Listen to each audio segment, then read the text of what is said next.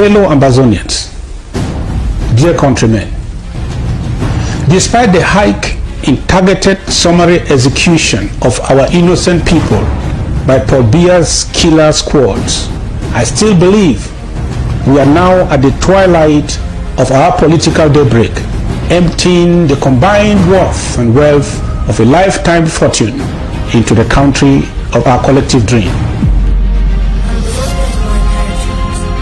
A place we can surely call home.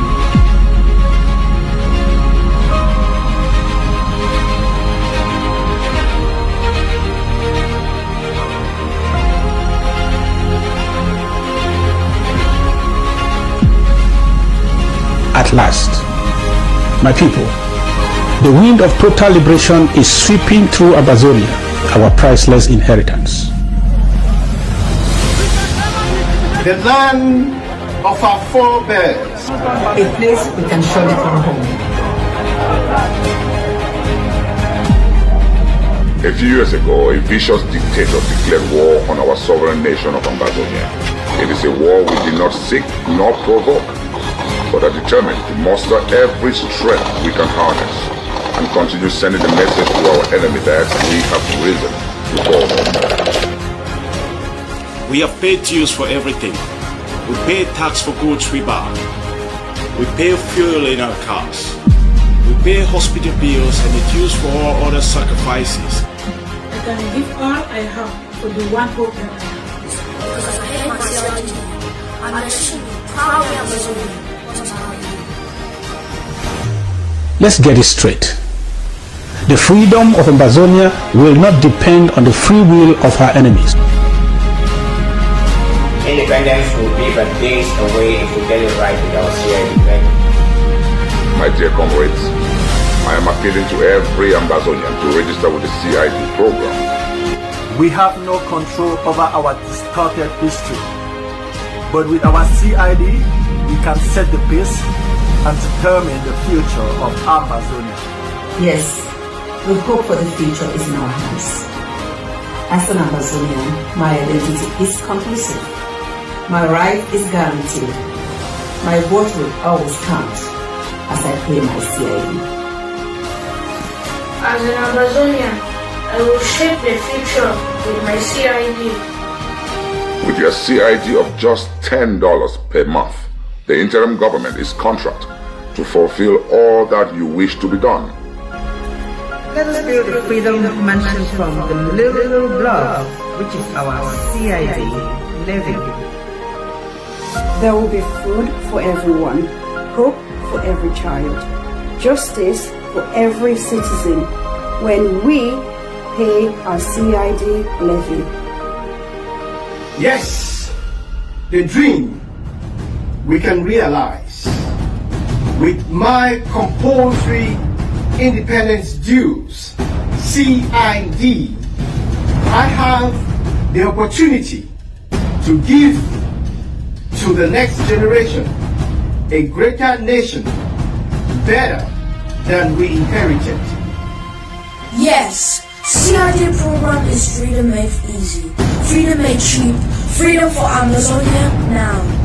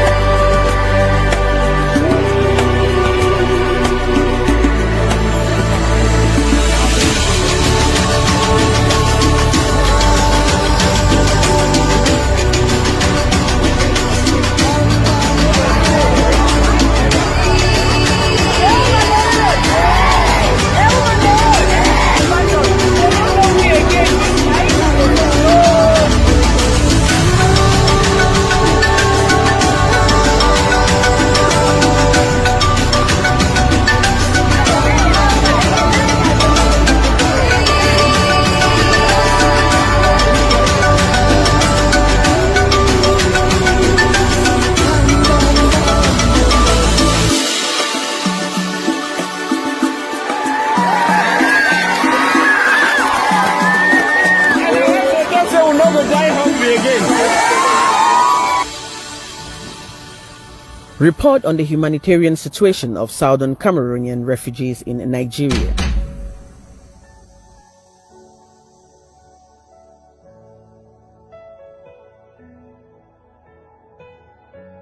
Papa, what's your house there? Your own house, who's there? I like the house. You don't get house. This thing. You get my tent.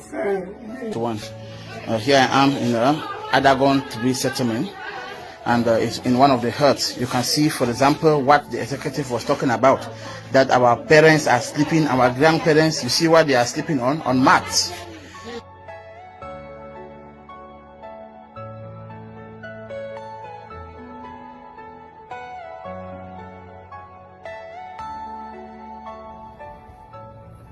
The vulnerable peoples of British Southern Cameroon's Ambazonia continue to suffer neglect, pain and hardship even as they yearn for succor in far distant countries after having been forced to flee to safety from the genocidal onslaught that has enveloped their homeland since 2016 and has displaced over 1 million persons, with women and children being the overwhelming majority. Forced displacement of people during conflict is a major humanitarian challenge that calls for immediate action to protect the lives and dignity of those trapped in conflict. In neighboring Nigeria, Southern Cameroonian refugees do not only battle the challenging task of being identified, registered and settled in line with the UNHCR mandate, some have literally been subjected to very deplorable conditions and abandoned to the stink of human decay. So you can imagine what is happening to them. So now, because of this, that caused one of these our dads to fall sick. So you can imagine a man of his age sleeping on the mats. This is almost like sleeping on bed floor. But good afternoon, eh? Well, Asha, you say now wait till they worry you. Yeah, where's the hut? Where? So is it kind of paralysis or what? I don't know. We have struggled. It's over 3 months today. I only carry him with my bag to go and put him in the toilet and back to the house just like it for 3 months now. Wonderful. That's how I do. So have you been able to take him to the hospital for a doctor to assess? He gone to the general hospital. They say his situation is more than him. He needs to be referred to the teaching hospital. We were informed at HSS about the deplorable conditions that our people are living in Adagon 3 refugee settlement. So we decided to send our HSS director, Comrade Kia Jude, from Nigeria, to go out for a fact-finding mission at Adagon 3 refugee settlement. When we got the report, the images we saw were deplorable, very painful images of our people and the conditions that they're living in. People sleeping on the floor on mats with no mattresses, no food to eat. But not only that, a lot of them had some chronic conditions. They were sick and had some chronic conditions that they were dealing with. Now, Hope Relief Foundation, they don't come visit you. So the one sister where you sleep, Papa. Papa, how old are you? See, Papa, this Papa's bed. He sleeps on the floor. But you don't be here how long? For 3 years today. 3 years today. Now Papa is bed this way he sleeps. So Papa no get mattress. Your name now is Abba Akumbo. Yes. Mommy, good evening. We don't come for you today for Adagon 3 when our Hope Relief Foundation send we. The more can see refugee them for you. Mommy, one see place where you sleep, oh, they send we for you. So this is Mommy's that not a mattress? This is when mommy sleeps. Mommy, I don't know anything. Mama, I coffee that room. This is her bed. This is one of our mothers here in Adagon 3 settlement, as you can see. Chairman, what do you say happened to this our mother? This our mother is leprous. She was leprous and healing on her hands. You can see her fingers wet. So she has been here for a very long time. This is the only thing the judiciary will afford for her. And she's here. She does not even have a mattress. This is a woman of over 82 years now. And she sleeps on the floor. I don't know, but we are just calling on the government to do something. This kind of thing, because this has these, they are not only few. We have more than something in other countries, just because of time. But not we have gone around the settlement, so this is oh, this is horrible.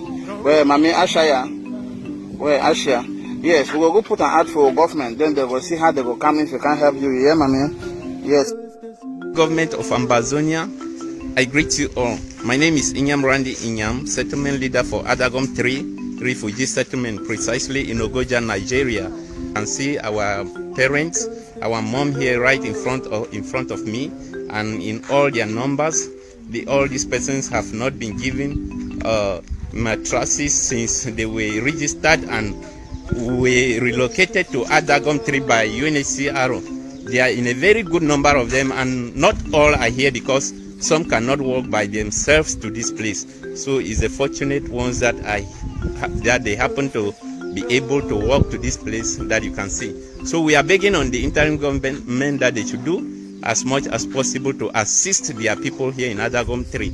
We all know that they were not aware that a place exists like Adagom 3, but at least you can see with these videos that Adagom 3 is in reality.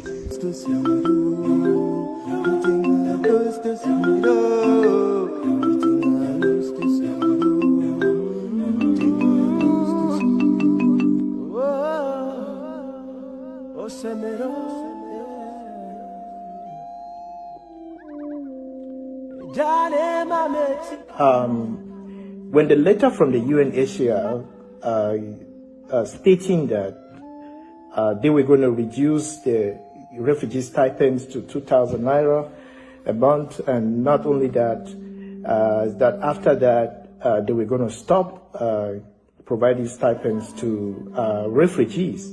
When the letter got to us, I must say that it was very painful when we got the letter.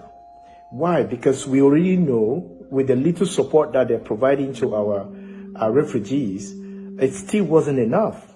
Our refugees are still living in very deplorable conditions, some of which you could have seen on the videos that came in from the Adagon refugee camp. The Adagon 3 refugee camp is a registered UNHCR camp. So you see the conditions that they're living in, even when being supported by giving you stipend by the UNHCR. But I'm going to say that us as the government, or as the members of this interim government, we owe it to our people. We will continue to take care of our people, but at the same time, we are hoping that the UNHCR is going to change that decision, because I think they stated in the letter that they don't have any support. We are hoping that they should find some kind of support to be able to change that decision to continue to provide the support that our people really need. We really thank the UNHCR for the help that they've been providing, even though it's not been enough. In reality, thank you very much. I will still carry you back to where we have chronically ill persons in Adagom 3. They have not been able to come. You can see this a mother who has been so chronically ill. You see her stomach. The UNHCR has not been doing anything about this. We call on you to really do something about this. And precisely onto my father, whom you already have an information of him. Look at him lying, as we said, about mattresses. We don't have mattresses. Look at where my father, the settlement chairman's father, is lying almost on a bare floor. So we are appealing that you do something to it. Thank you very much.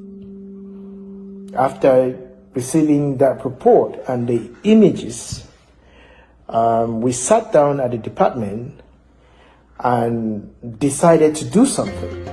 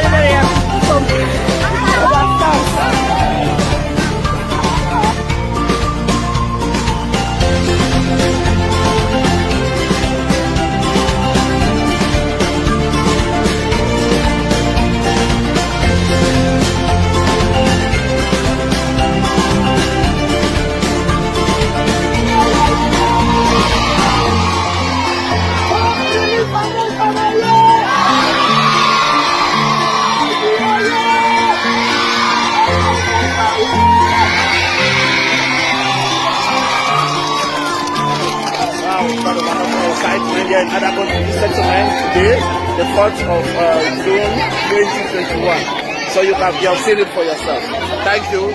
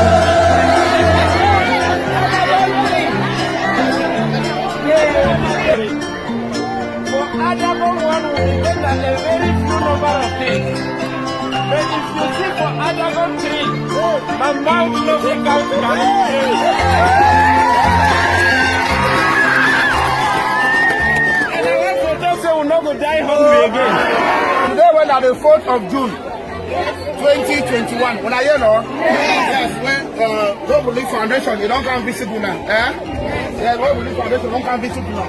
Now when I part in this for you know, on a chairperson then this now chairlady, you know. Okay, chairlady and chairperson when I come, when I see what you can come to.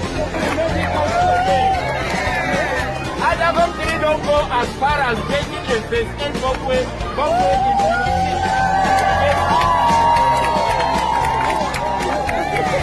Make we turn our eyes again, oh. We don't see this thing. Nama trust this.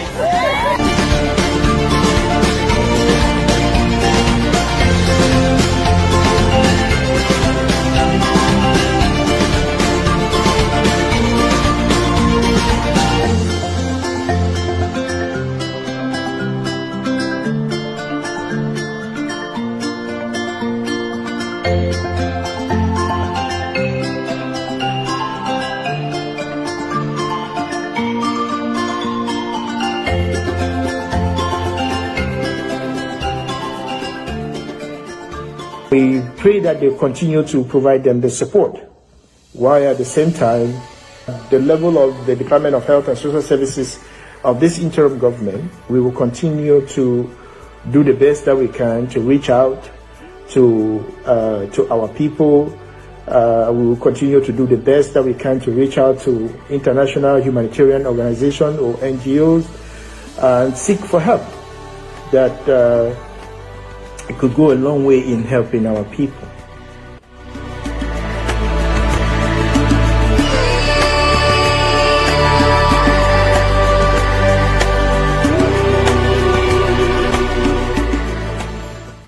I would like to take this moment again once more to thank the President of the Federal Republic of Ambazonia for his great show of leadership and guidance, great vision for free and independent Southern Cameroons.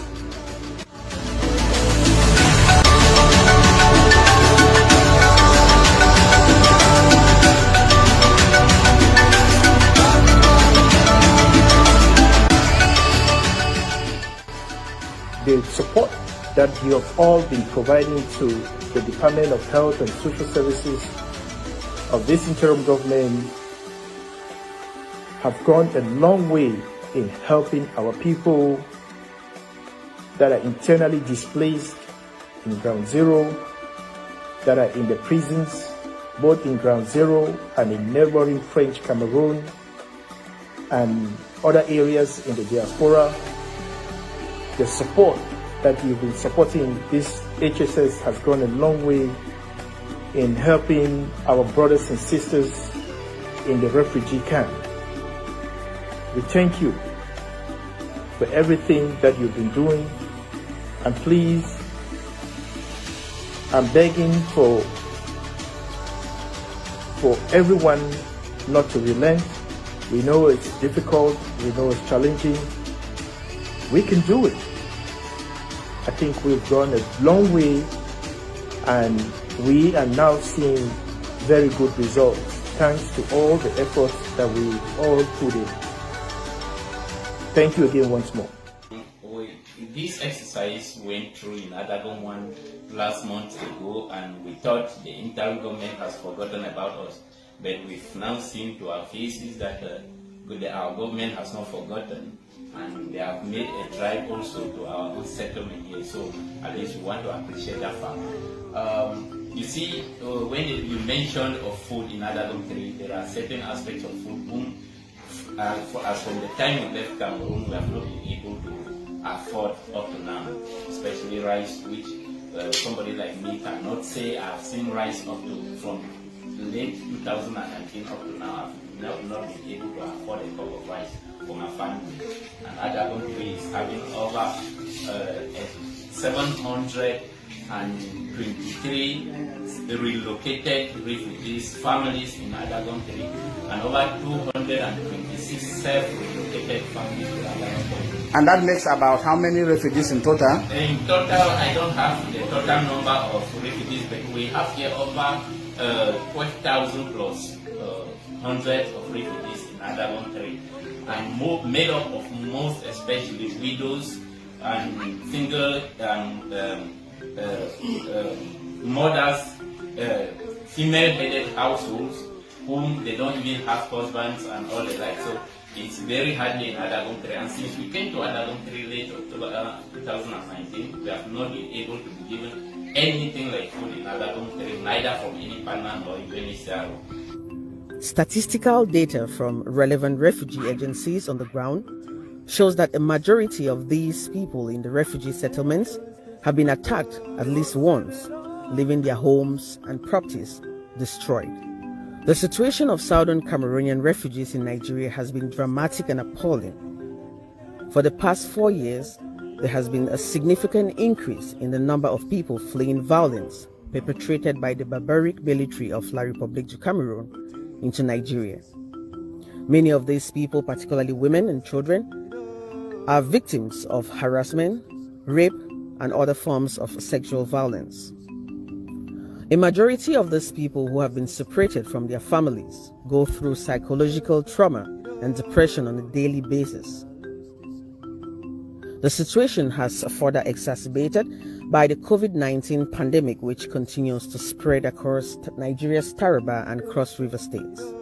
While there has been considerable help from UN agencies and some local NGOs, the timely intervention from the interim government through the Department of the Health and Social Services, HSS, has been very crucial in alleviating the situation and restoring hope.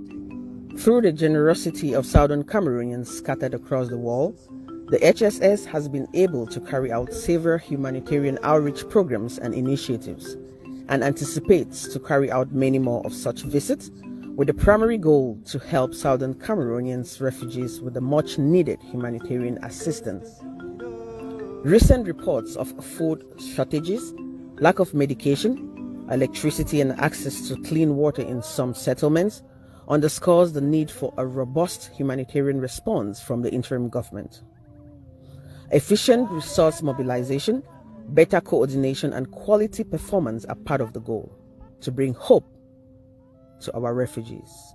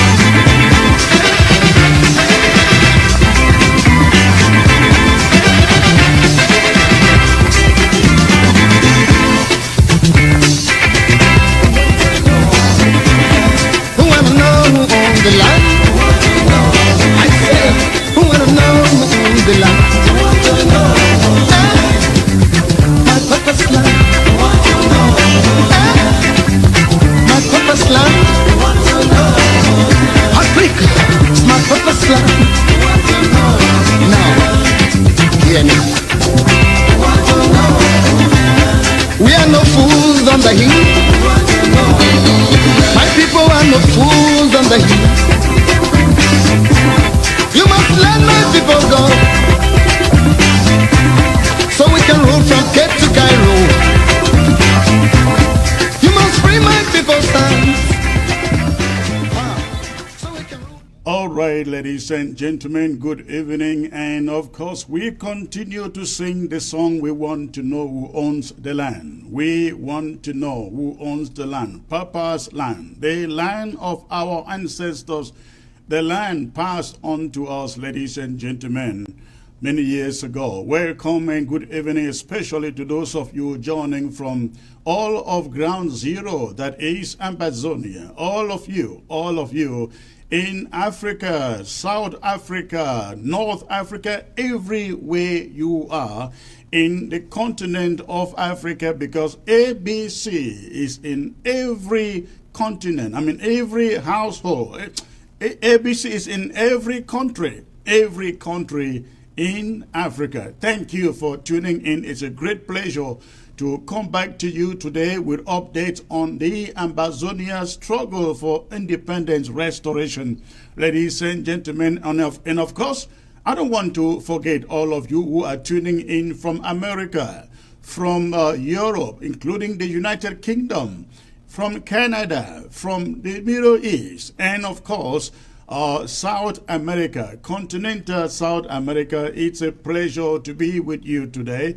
This is going to be one of those very, very exciting broadcasts. And I want to believe that for those of you who are joining, you will go ahead to quickly hit your share button so that I can come to you as soon as possible. Let me take a moment and just see who is joining me here. On Facebook, I see Linda Ambazonia. All right, wonderful. Davy S. Daniel Tasso, Destiny New Country, Israel Abongwa.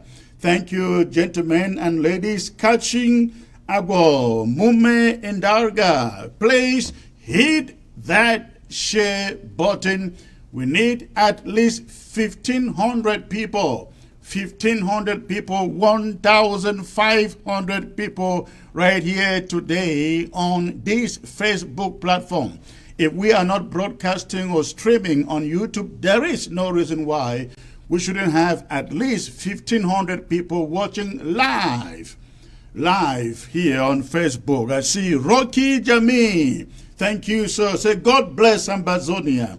Ikome Leonga, watching from Texas. Suzanne Lynch. Okay. Amber Toka. Hi, Secretary Chris. Atancho Cletus, Lion Man, Secretary Chris. Ahead. Thank you, sir. Ojonga Kabum. Somebody I missed already, but at least you got it.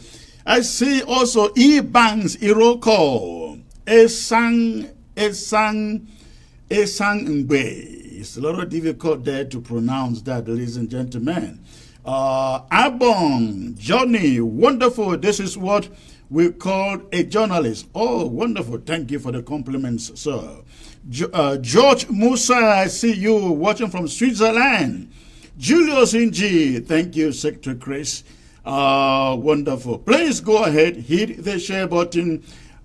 Please, I see you. Ochiba Achundo Nelson.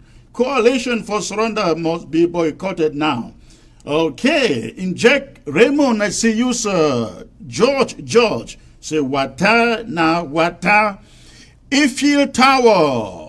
Hello, sir. Team Act should sack Akwanga effectively immediately. All right. Unfortunately, I wish I was taking the decisions there. Ateno Valley, welcome, Secretary Chris. Ta Lefang. This must be a Bangwa name. Lefang. Okay. Good to see you, sir. Maggie Mo, I see you. Leah Yaji. John CFF, Ambazonia, Israel land. Indi Inkem Anumbong. Yes, this is Bangwa man, Libya man. When I pronounce the name really that good, you can tell, right? Okay. Swene Prince, Charles Archer. We are here. Kids, match fire. All right, thank you, sir. Victor Imba. Thank you, sir. Bishop. Njemo Lucas Foncham, sir. Thank you. Ernest Asoba, I see you. Vincent Ndam, I see you. Linda Ambazonia, I mentioned you earlier. Emil Weber, Otello General Abiko. Gentlemen, please hit your share button.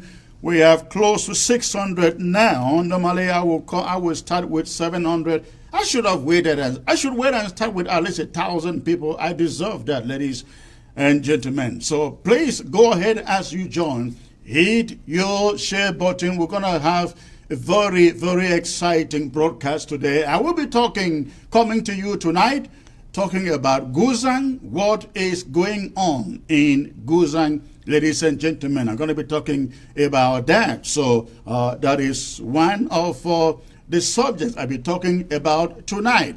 I will also be bringing you a very, very eye-opening special talking points today.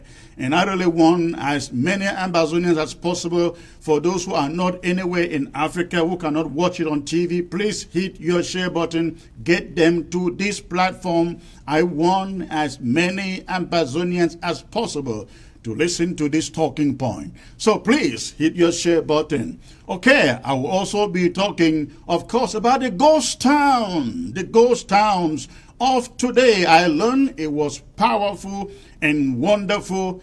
All over Ambazonia, the enablers, the detractors, the sell-outs out there going for leaders failed, ladies and gentlemen, to stop us today. Thank you, Ground Zero. I'll be coming to that later on. But please hit your share button. Of course, I can't forget about the draft.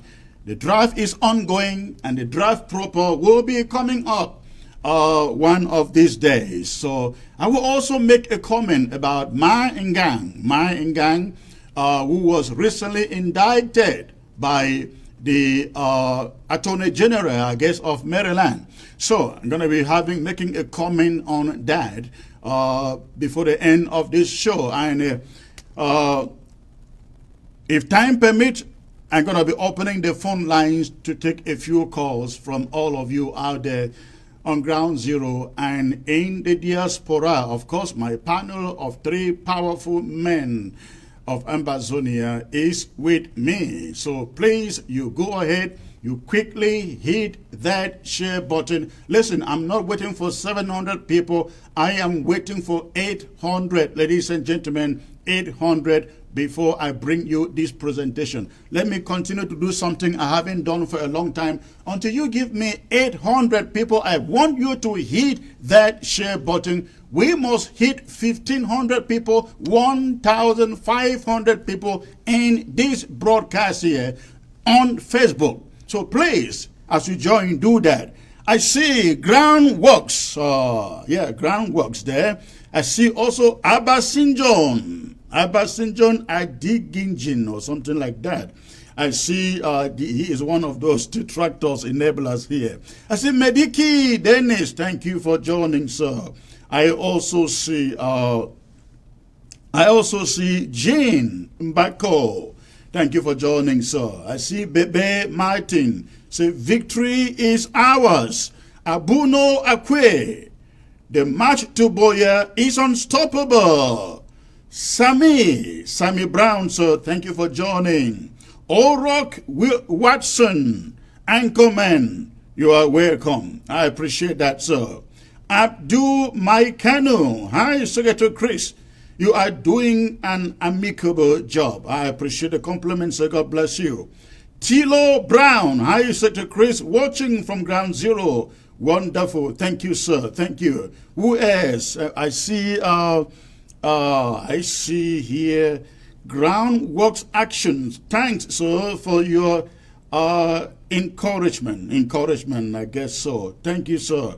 Appreciate that. Chris Santos in Choti, he said draft. Wonderful. Thank you. Don Philo, joining from Asia.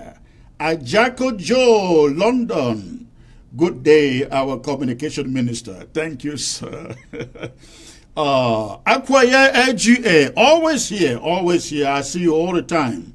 I see also Kobe Jacqueline. So, wow. All right, thank you. I see also Calcio di Room, Secretary Chris. Our data for 100 francs will get finished before proper news flash. Why are you on Ground Zero and you have to watch on your telephone, please? You should get it on your television and don't have to worry about data. This is television. Please, I am waiting for about 60 people before I start this because I need 800. So if you are joining, please go ahead and hit that share button. Hit that share button. I know Ground Zero is waiting, and sometimes they are mad with me when I come late and I don't start. But ladies and gentlemen, we have to do this. Take Calvin. I see you. Thank you for joining. Johnson Etongwe, our able secretary. Thank you, sir. I see you. El Chapo. I see you, sir. I see you. Nzale Clovis, the honorable secretary. We are here. All right. Thank you, sir. Ambazonia, Israel. I think I mentioned that before. Godi go. Hey, Secretary Chris. I missed greetings. Okay. Thank you, sir. Aga Austin, watching from Germany. The man of the revolution. Okay, ladies and gentlemen, again, I need you to hit that share button. And while you do so, let me remind every one of you watching and listening to the sound of my voice about this year's 2021 Amber World Draft. Amber World Draft. Of course, I have to come here every day and mention Amber World Draft because without that, this war would be over. This struggle would be over. La République du Cameroon would be dancing to every nook and corner of Ambazonia and reclaiming what they haven't claimed yet, ladies and gentlemen. So please, these drafts are very, very critical to continue to make sure that the boys, the fighters who are standing for Ambazonia with their lives on Ground Zero can continue to do so. And they must continue to do so. So please Do not wait until the draft for your LGA or county is announced. You just need to call the leaders of your county, and I really want to believe that the leaders of these counties are doing their jobs, reaching out to their indigents and soliciting for these drafts. So please, I want to believe you all out there are reaching out. The county leaders, the LGA leaders, the financial teams from all of these counties. I want to believe again that you are reaching out to your population and soliciting for these drafts. What we are seeing on ground zero now, we can't let it to fall back. Again, we can't have it fall back, because a lot of public will celebrate. They will make a mockery of us. The time when they entered village to village and captured and killed our fighters, let that time be over. Let this be the era of our dominance over that damn country and their soldiers in our territory. We must begin to pick them one by one and destroy every form of armor that they bring into our territory. And if possible, ladies and gentlemen, take that ammunition, as no PT is doing in Ngoketunjia and Bui. Take that ammunition and turn it back on them and devastate them. But your draft has to count. Your draft has to count. Nobody, or I'm referring to every Ambazonian in the diaspora, nobody has any excuse not to draft. The time that people stood on the fence and said, Sako, Chris Anu, chief people, chief pastor, we can't give you our money. That time is over, ladies and gentlemen. It is over. You are seeing what you needed to see, what you asked for. If you can't defend your own county and your own local government, you are a traitor amongst us. Yes.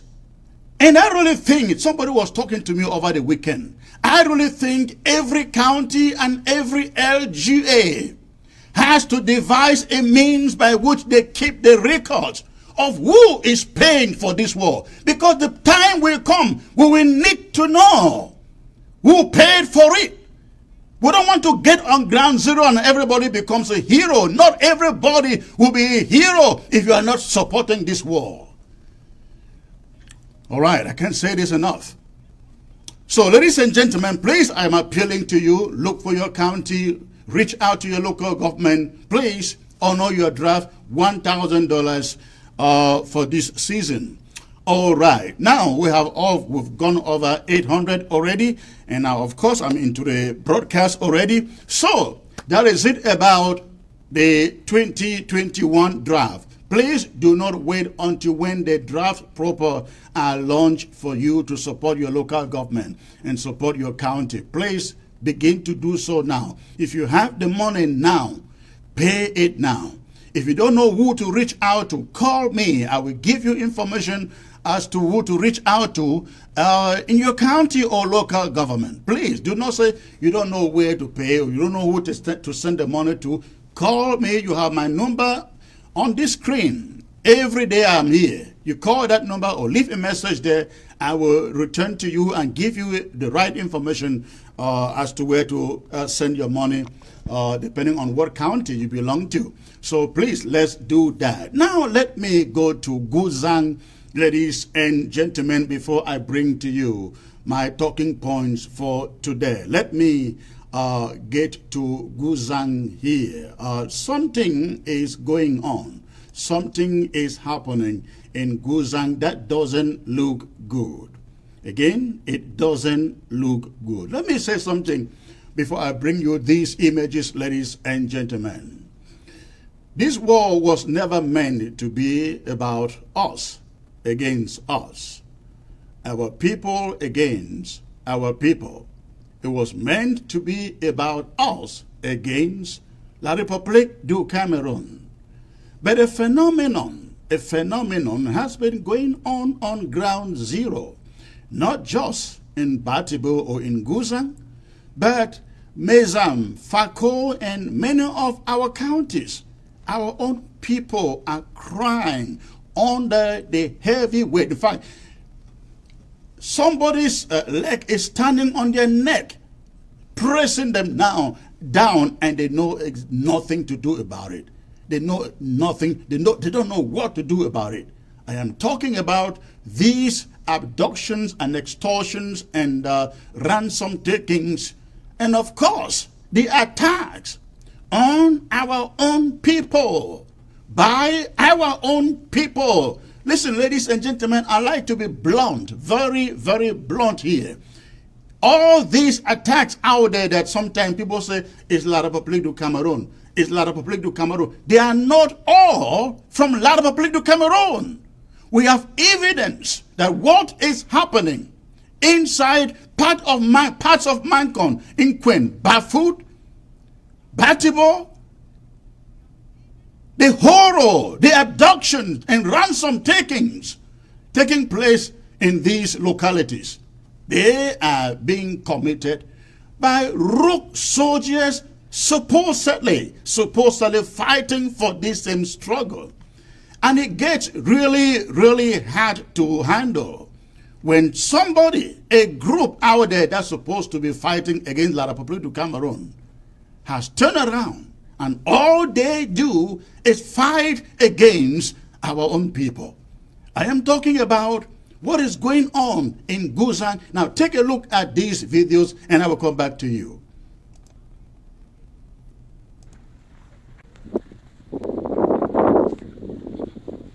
This is Guzang you are seeing like this. This is Guzang market. Nobody lives in Guzang market. This market is made up of 22 villages. So they're not just punishing but Guzang, but they're punishing the whole entire Mogamo, as you see. Look at the shop. People are only parking out, going out of Guzang. Where do you want the common man to go? Good morning. So you people should look at it and please inform us on what to do. Good morning. So you can see the shops, the shed, everything. You don't see anybody in Guzang. The whole place is locked.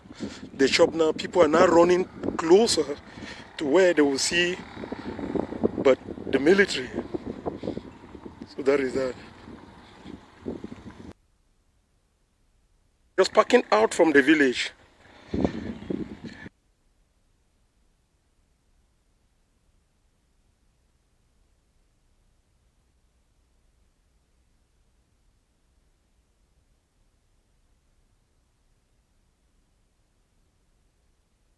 See, the people are just parking out from the village.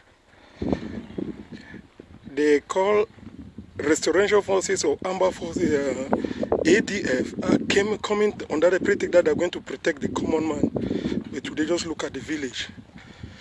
Nobody's there. Nothing. This is an appraisal of what you can see. An eye view of Guzang. Should we go for the military, or we'll go for the Restoration Forces, or we'll go for ADF? All right, ladies and gentlemen, again, you heard that. That is not coming from me. That is not coming from me. It is coming from the people on the ground, the people by themselves, identifying ADF as being behind the desertification of Batibo, Guzang precisely. That is Guzang as you see there. In this other image, ladies and gentlemen, you see the street. I think that should be the Bamenda, Manfe, through Guzang, Batibo, and so on. The town, that should be the Guzang market alone. Deserted. Not because French Cameroon soldiers went after the people. No. But because the ADF went after the people, attacking the people, and the people now, they have resolved to pack out of the town. Where should they pack to? To La République du Cameroon? Where does the ADF, ladies and gentlemen, want these people to go to?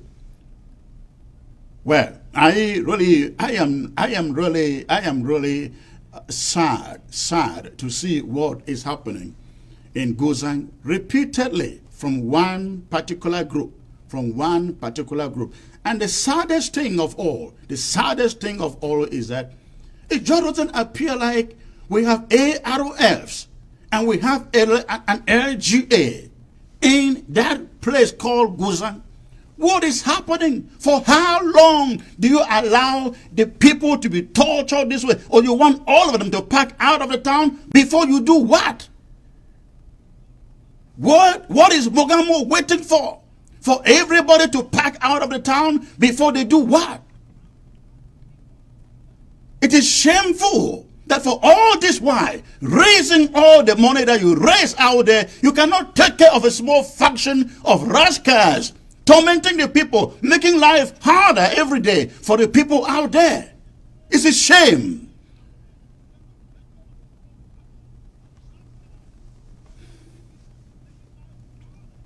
Sorry about that, ladies and gentlemen. But that is the situation there. We cannot have this happening and we come over television and lament and call one particular group all the time when there are people, leaders in that county, in that LGA who know exactly what to do. ADF tried this up in Bui. They were chased out. And they are nowhere to be found there. They have tried this in Libya. And now they have essentially made Guzang, Mogamo, LGA their home. They've not only made it their home, they have killed innocent people, shut down a whole power generating plant that powered the whole village. They shut it down, they burnt it, they killed chiefs, killed our own fighters. Nothing that has come out of Momo or Mogamo to stop this. It's a shame. And you are not even fighting La Republique. I don't see you waging a war in La Republique in Momo, except maybe a few areas like Ngi or Njikwa or something like that. The rest of the areas, I don't see anything happening there.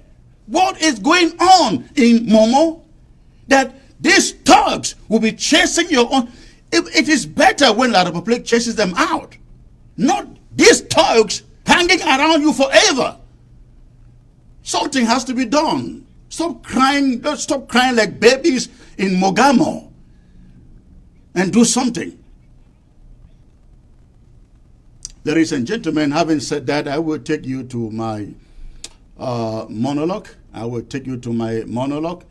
And after the monologue, I will bring in my guests, my panelists for the day, and we'll move on from there. My apologies for raising my voice. I am really mad with what goes on in Mogamo in particular.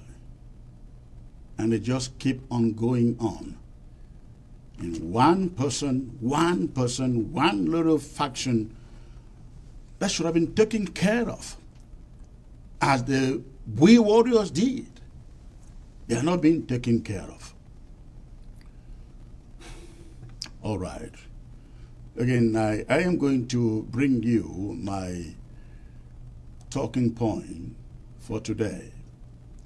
And I really play with you. Give me your ears.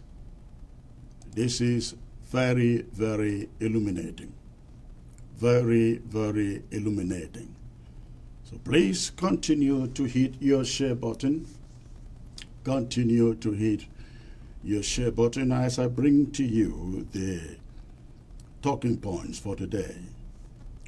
Fellow Ambazonians, for as long as this war lingers and rages on, it remains incumbent upon the interim government to ceaselessly inform and educate you, particularly you on ground zero, when certain developments warrant it. We want you to remain equally aware that as long as the regime in Yaoundé continues to avoid genuine dialogue or negotiations that should lead to a permanent settlement to this conflict, every project or plan that they have implemented in our territory isn't meant to provide that genuine fix to the conflict. Rather, every move of theirs is meant to pacify the international community to the effect that they are doing something to bring the conflict to an end. I really hope we all get this. La Republic isn't interested in any solution that leads to justice and peace.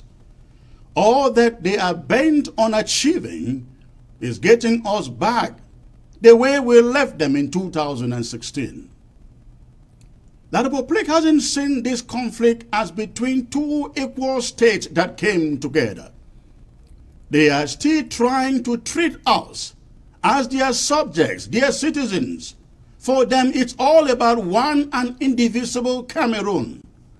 This explains why they keep on thinking they are doing us a favor, giving us these half measures in special status, regional houses of chiefs, regional councillors, commission for bilingualism and multiculturalism, decentralization, and you can go on naming the rest, thinking that we are going to fall for it. Last week, a presidential decree from the almighty Paul Biya appointed a gentleman and a lady to positions they have described as regional conciliators. By these appointments, we are supposed to start jumping onto the streets and jubilating that finally the head of state has heard our cry and appointed our own leaders. These regional conciliators are supposed to be part of the solutions to this raging war. And don't be surprised that some regime apologists and sycophants will indeed start sending out motions of support to thank the head of state tomorrow for an accord for being so kind.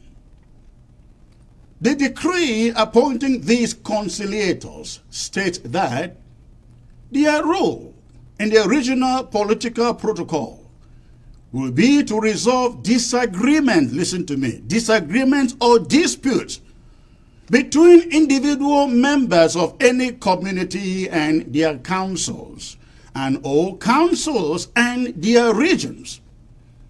However, it adds that this can only happen when or if 5 parliamentarians from that region endorse the petition or the case. The regional conciliators will report directly to the head of state.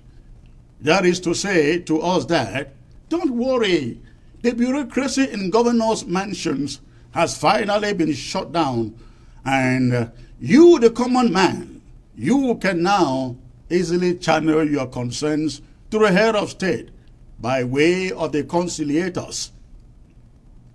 This is the message they want you to believe and to go out celebrating. It is scam. The whole thing is meant to be a scam, ladies and gentlemen. Let me now explain to you exactly who a conciliator is and is not. Another name for a conciliator is peacemaker, an arbitrator, or a mediator, a referee, an arbiter, or a negotiator. Now, they want us to believe that these appointments come with some big authority, the kind that will tackle all of our grievances. No, they do not. They are empty. Nothing, and I mean nothing, is in them. Pure window dressing as usual. Regional conciliators wear absolutely no powers and have control over nothing. Zero. They are not any decision makers. And they have no say in the way regions, their regions as they call them, are administered. Nor do they have control over what happens in those regions. They are mere peacemakers, mediators, or call them negotiators. Their job is to listen to complaints and try to resolve them. So then, the big question is this: if their job description is limited to that of negotiating or fostering peace within the community, what is their place? What is their place in the context of an enduring solution to this war? What has making peace within people in the community got to do with a conflict or war between two countries, between two states? Please listen to the sound of my voice here. Of what use are regional conciliators appointed in the midst of war if their role has nothing to do with solutions to the war? Do regional conciliators solve the problem of annexation and colonization? That is the main beef we all have to grind with La République du Cameroon. Fellow Ambazonians, La République du Cameroon has at this moment exhausted all that she planned to implement in their so-called special status. Within that context, they created regional councils. They created houses of chiefs, appointed regional councillors, and House of Chiefs members too. They have now appointed the regional lords of these structures, which they call conciliators. I have a question for everyone who listens to the sound of my voice out there. How has any of these been the solution to the concerns that have been raised by Ambazonians or Southern Cameroonians for the past decades? Please tell me, is there any one thing, and I really mean just one thing, in all of these changes that address the concerns for which our brothers and sisters and mothers and fathers have died, and whole towns and villages burned to ashes? Consider these, for example. Has the French language ceased from being the working language in the southern Cameroons? Have they withdrawn those French judges from our courtrooms? How about the French teachers in our classrooms? Are they not still with us, ladies and gentlemen? Also, think about it. Have all of these so-called reforms freed a single Ambazonian detainee from their gulags in Yaoundé, Douala, Bafoussam, etc.? Yet, anyone wants us to believe La République du Cameroon is working on solutions to the conflict in their special status? Ladies and gentlemen, consider us as still living in October 2016, which means not a single stone has been moved to find a solution by La République du Cameroon to this war. But we knew from day number one that special status was a high-sounding nothing. It was meant to save face and to avoid international mediation or intervention. It was meant to buy time and to get the world to believe that they are finally on some reforms. Special status is now fully implemented, and Southern Cameroonians still do not have the powers to choose who their mayors are. The DOs still have to be appointed from Yaoundé. The so-called city delegates will be appointed from Yaoundé. The governors are appointed from Yaoundé too, of course. The powerless regional conciliators are appointed from Yaoundé too. The presidents of the regional councils and the houses of chiefs, ladies and gentlemen, they are appointed from Yaoundé. The people's representatives are handpicked also from Yaoundé. The people still have absolutely no say over who leads or governs them. They have no say over their own local administration.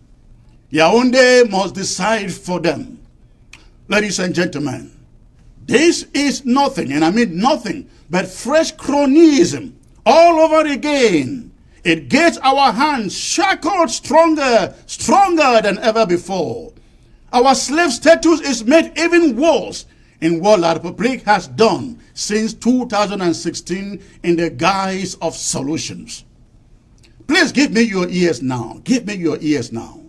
Let me reveal to you now what exactly people have not yet decoded, uncovered in these public conciliators' appointments. This is it. The message many people do not yet get is that in appointing regional mediators or conciliators for us, La Republique is saying that the problem is within us. They are saying that our problem has nothing to do with them. The fight or the war is within us. They are not the problem. Now, I guess you understand why the conciliators are appointed. Remember, they are appointed to solve problems, make peace, ladies and gentlemen, within us, not between they and us, but between us. Problems from people within councils and regions. Not us as in Ambazonia versus La République du Cameroun, us as in Ambazonia versus Ambazonian. Just ponder over this for a moment. Does negotiating peace between Momo and Mezam or between two landowners got anything to do with solutions to the conflict or this war? Or does it even have anything to do with La République du Cameroun? Of course not. If it were not the case, please tell me where you see conciliators appointed in any of the regions in La République du Cameroun. They are only appointed to Ambazonia as one of the special packages of the special status, isn't it? Let's shine our eyes. It's a fraud, and Yaoundé is really good at it. Tell me, which region in their territory has been appointed these conciliators? But they appoint them here in Ambazonia, hoping we are too dumb to not decode the whole sham. We are smarter than you, sirs. Everything you have done is dead on arrival.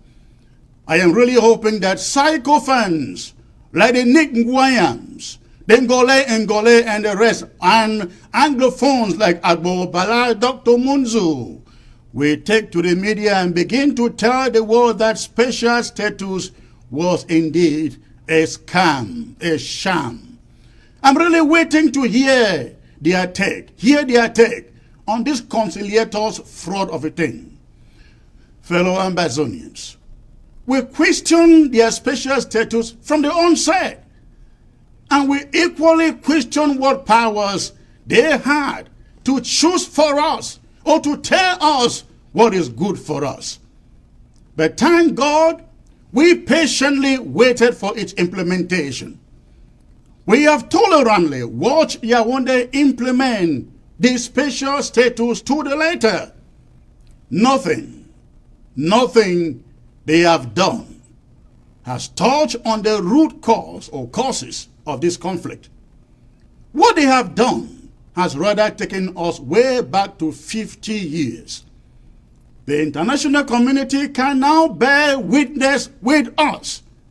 We fight for a legitimate reason. We buy guns and watch a resistance against the Republic of Cameroon for a just cause.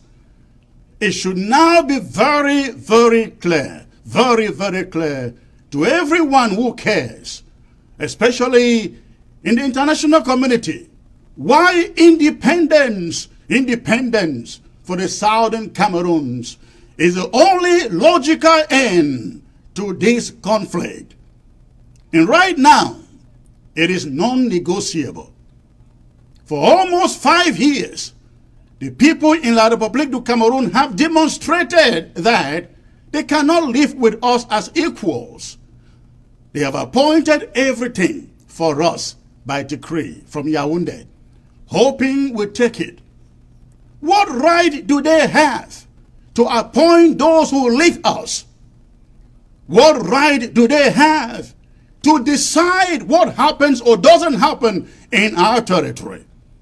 What right do they have to decide who lives and doesn't live in Ambazonia, southern Cameroons? Fellow Ambazonians, it is independence or we all die fighting. Buckle your belts. If we live, let's live for something. But if we die, let's die fighting for something too. We now have a legitimate motivation to carry on this war to victory. We have a legitimate reason to give to those who say we ought to declare a ceasefire and lay down our arms. Never going to happen. And the reason is that we are dealing with an animal in La République du Cameroon, a regime that has no conscience. If indeed there is one, they won't be killing our people as they do every day. They will be offering genuine solutions or rushing to the dialogue table to negotiate an end to this. The times are difficult. The times are challenging. But fight, fight, fight, ladies and gentlemen. We must fight and we must win. It does no longer matter if it takes the next 10 or 20 years. There is only one end in sight. A free and independent southern Cameroon's Ambazonia. There are three things that should be rigorously intensified right now on ground zero. Number one, ghost towns must be intensified with violators severely penalized. Ghost towns must be observed without any excuse anywhere in Ambazonia. All Okada riders and taxi drivers should take particular note. Private car owners too should take note. No vehicles other than ambulance vehicles for medical reasons shall be allowed on the streets of Ambazonia on Mondays. All the highways in Ambazonia, talking about Tico Douala Road, Tico Victoria, Boya Kumba Road, Kumba Mamfe, Mamfe Bamenda, and all others shall remain locked down every ghost town day. Violators must be made to pay dearly. The second thing that must be intensified is the degree of firepower in every county and LGA. Counties and LGAs that are still slow in matching the fire with other counties should rise up and take the cue from Bui, from the BLM, from Goketunja, Manu, Fako, and others. There is no doubt, ladies and gentlemen, in that if we should bring down more and more La République military and their equipment especially, they will be left with no option but to agree to meet us at the negotiation table. Firepower in every county. Lastly, anything in Ambazonia that is still giving La République du Cameroon money remains a legitimate target. Not a single petrol tanker should be allowed to ferry oil from Victoria to Douala. No. I don't get it why timber still gets to Douala from Meme and Manu. I don't understand why bananas and rubber are still being shipped to Douala also. I don't understand why foodstuff still crosses the Mongo for the littoral. I don't understand why this their schools called PMEU and Cementcam and Brasseries, this other lottery company, I forget what they call it, PS or something like that, the French company. I don't know why they still do business in Ambazonia. The moment has come to completely liquidate them. They use strong hands on us. We use stronger hands on them too. And God be the judge. Thank you. Thank you, ladies and gentlemen, for staying put and listening. And that was my talking point for the day. I really hope that it made sense. It made sense, a lot of sense to you. I'm now being joined by three guests here. I'm joined by Prof. Ayim. It appears your camera is frozen, so you may have to log out and log back in using the same credentials. You are frozen. But let me get to Barrister John. It's a pleasure having you back, sir. Good afternoon. Thank you very much, Chris. Good afternoon. Thank you for having me once again. All right. I am also joined, ladies and gentlemen, by Bishop John. Bishop John, you look good, sir. Good afternoon. Thank you very much, Secretary Chris. I'm happy to be here today with you, and greetings to my fellow Ambazonians. All right. Thank you, gentlemen. Prof. Ayim, your camera is chopping on and off. Just hit the back button, log out, log back in using the same credentials. Let's make sure it is good. Okay. Let me start with Comrade Bishop. Comrade Bishop, you listened to my talking points there. I don't know if I said anything wrong there, but we have sat and watched La République du Cameroon implement what they called special status.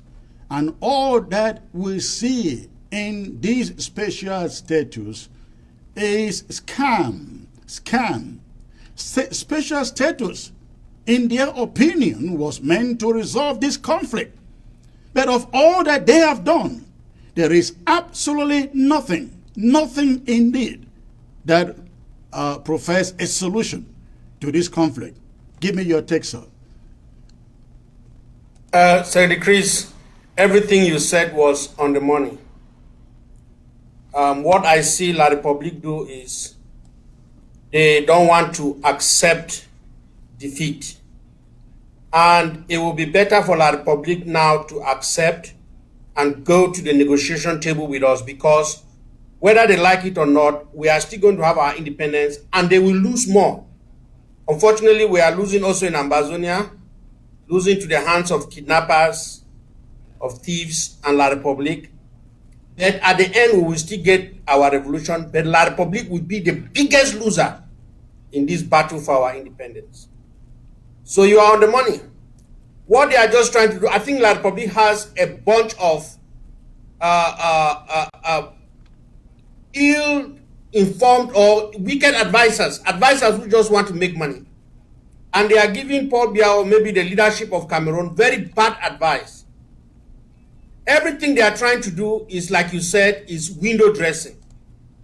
It doesn't address the root cause. It's the simple fact is, go to the table, let's discuss the root cause of this problem between Ambazonia and La République du Cameroon. They don't want to, they are trying everything to escape it. But let me tell you, Secretary Chris, they will still come to the table because they are only making things worse. The more longer they take, the more sophisticated our restoration fighters are going to be, and the more deadly it's going to be to La République du Cameroon. That's what I can say. Thank you. Let me get to Barrister John and have his take on this. Barrister John, go on, please. Yes, sir. I listened to your monologue, and it's 100% on the money. Like Bishop says, and Bishop is well placed because he's of the military, is a military boss. Let me tell you, Chris, La République has multiplied all kinds of tricks in the world. What they call now conciliators, they had first appointed bilingualism, appointed what is the other one again? And now instead of electing the regional councils, they are appointed. Instead of electing mayors, they are appointed. Now only in Ambazonia they are doing that. They have tried all the tricks in the world to avoid mediation, to avoid negotiating this matter in the international arena. I will have bad news for them. big powers in the world, those who control the world, those who speak for the world, have told La Republic enough is enough. I think that I don't need to elaborate. We talked about it last week. The so-called visa restriction carries along other remedies, other things that would follow.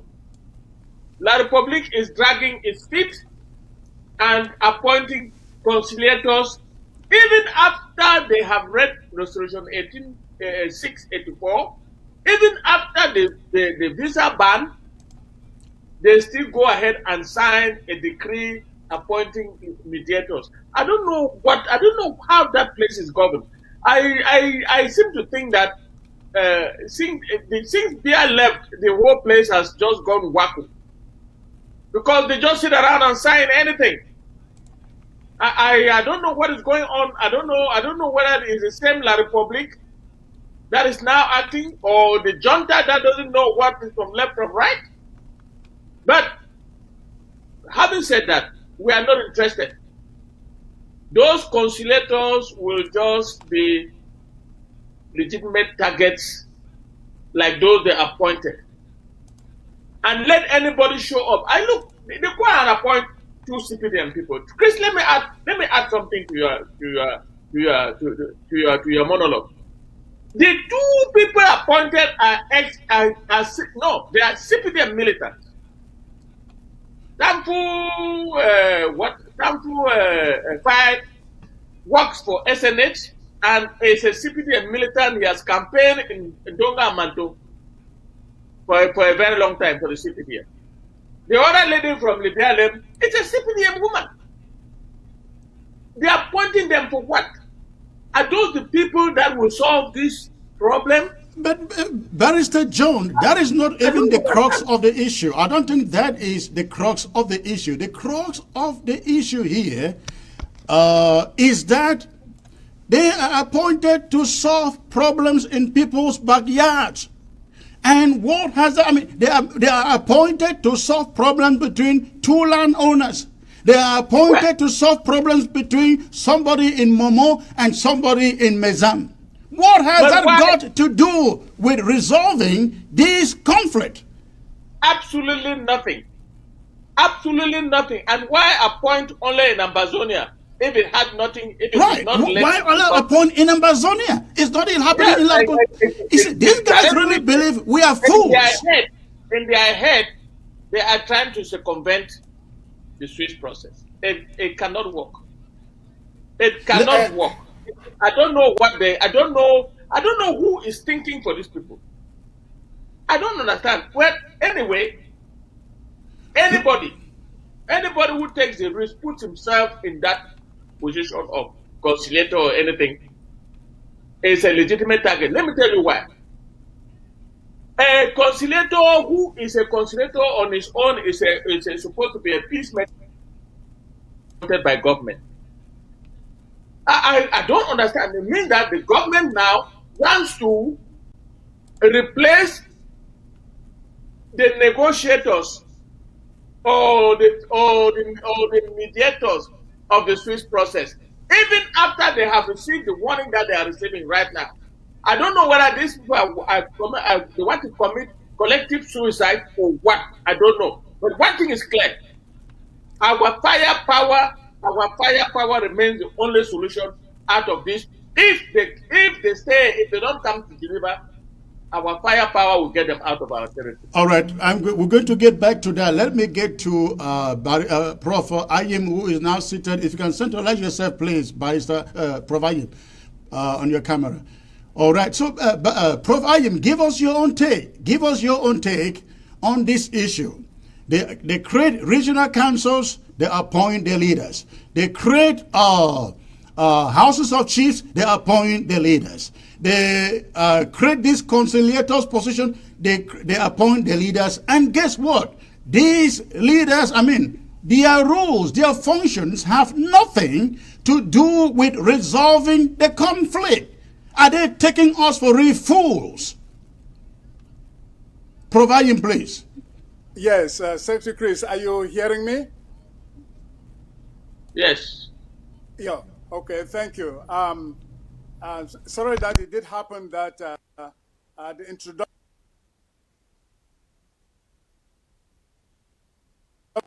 introductory phase, I didn't take part in it. So please let me just do first thing first, then come to this point of conciliator. Greetings to fellow Ambazonians, and 21-gun salute to all the Ambazonia Restoration Forces. And I presume, such a Chris, that we have already observed a minute of silence. I am your humble servant and the People's IG. Dear Ambazonians, I bring you greetings from the President and Commander-in-Chief, Dr. Samuel Ekome Sako, and the Vice President, Dr. Harrison Abongwa.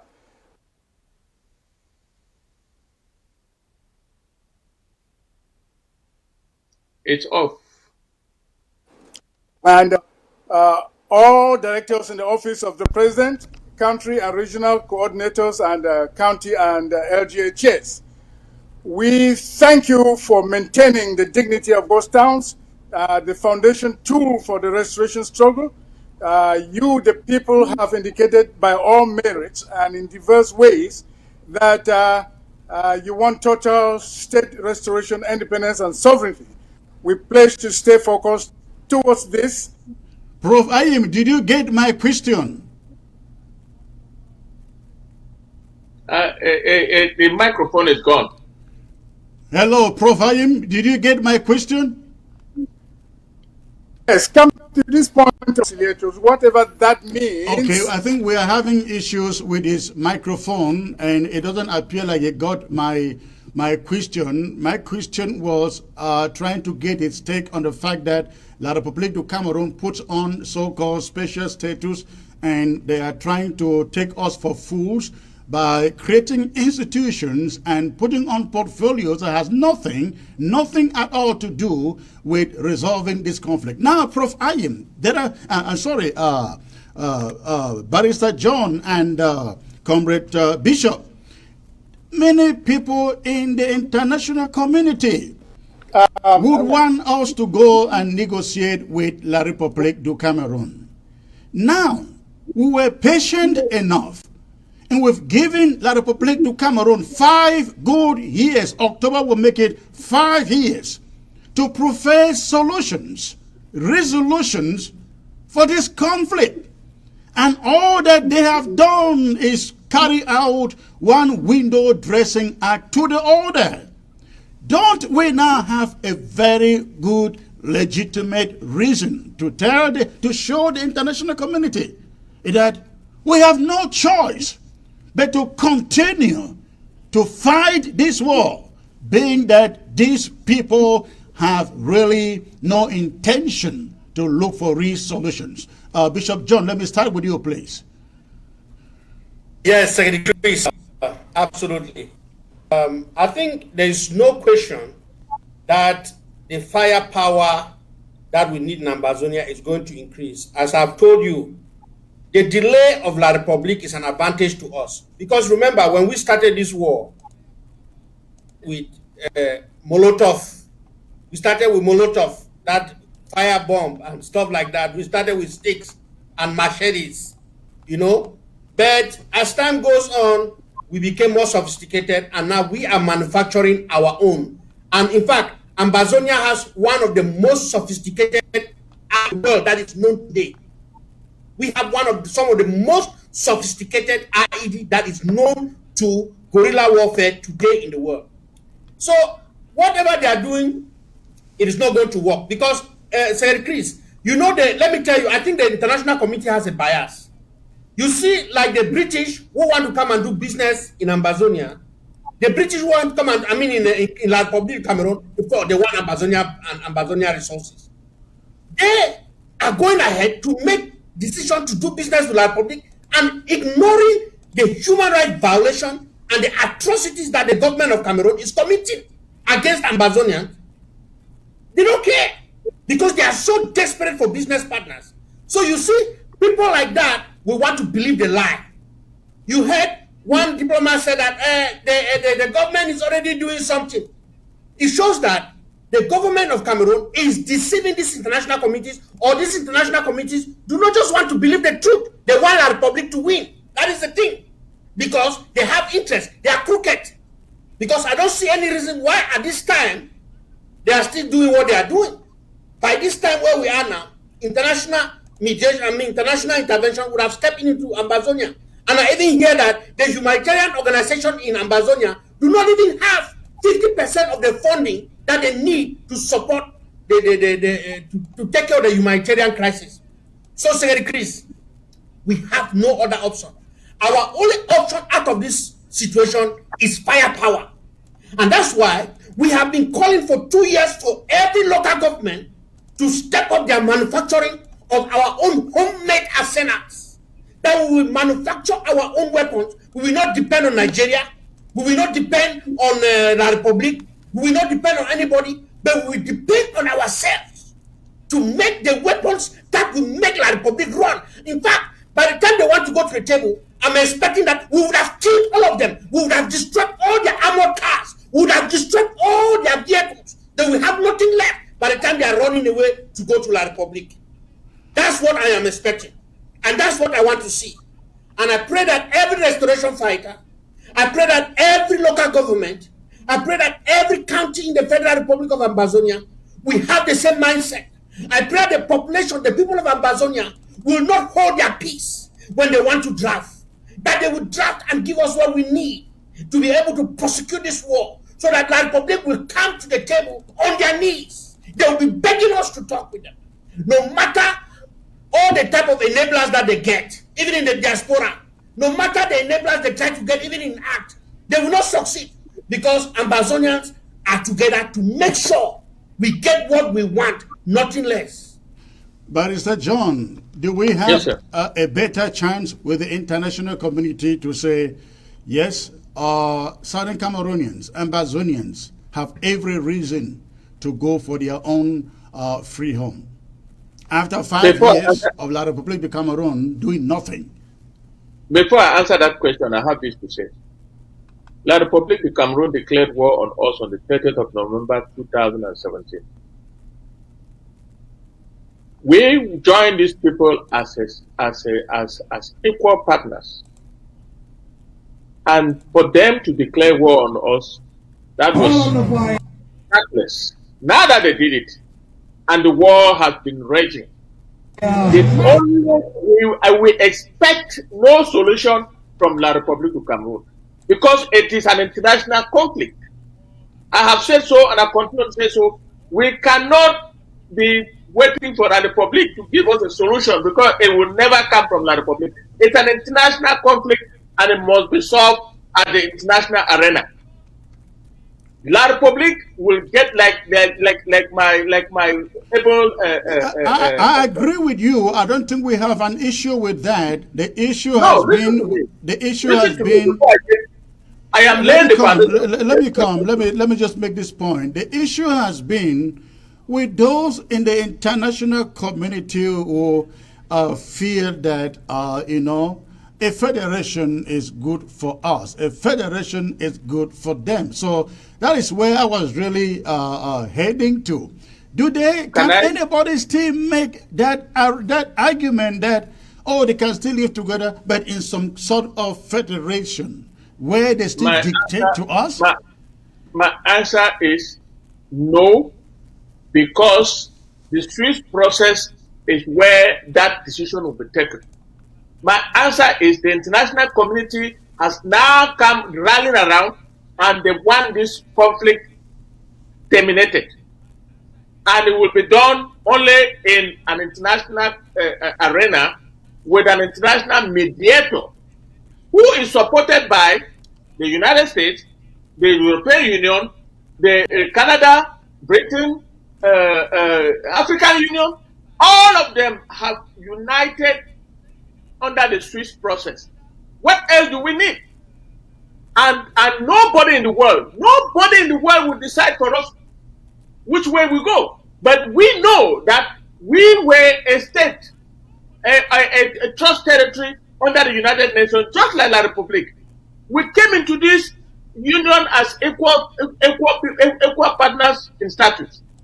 Therefore, any conflict arising from that arrangement must only be decided at the international arena.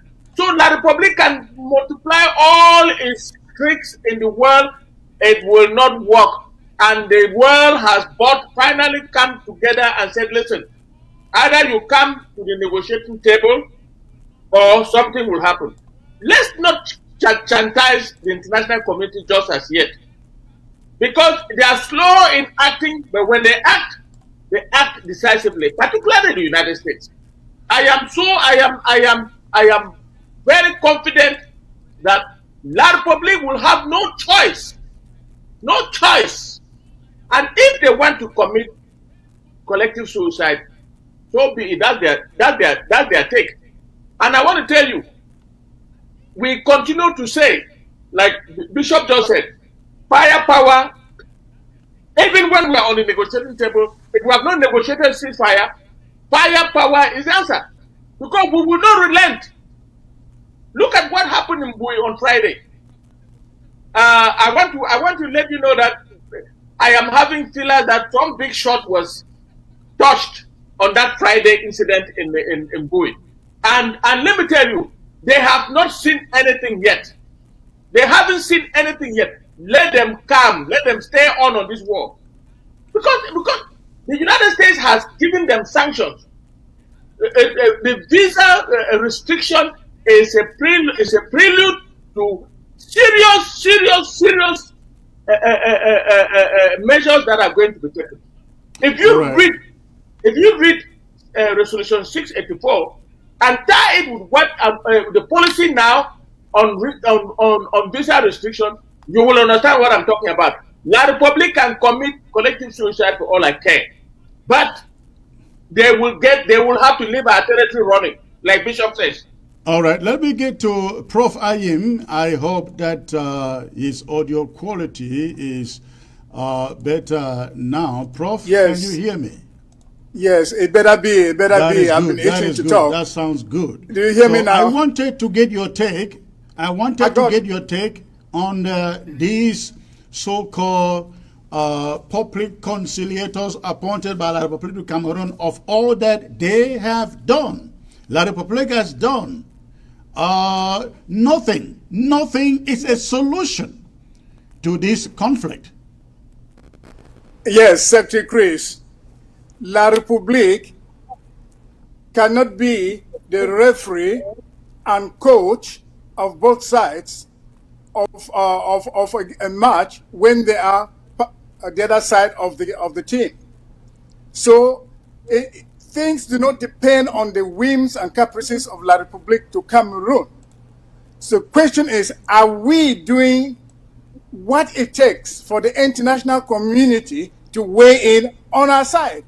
I will say yes. Okay? The respect of ghost towns shows civil and ground zero participation. That's a very strong signal.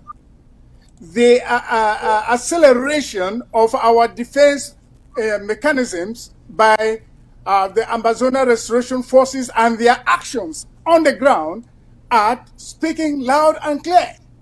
We all started with den guns and rubber guns, then den guns, and now the explosives, and it's getting better, and I have not seen it yet. These are the things that we are doing right that will force the international community to consider our case very seriously, and you see that they are doing that.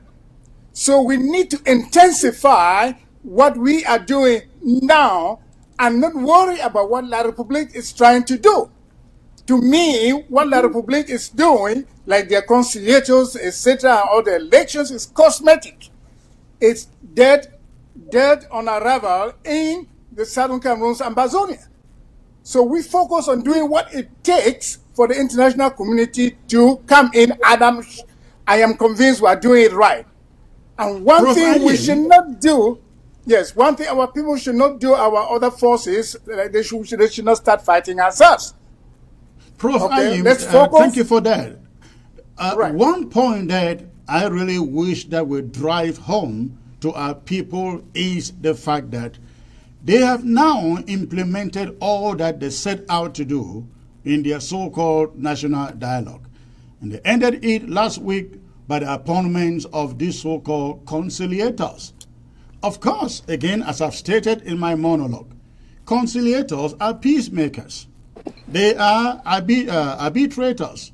They are negotiators.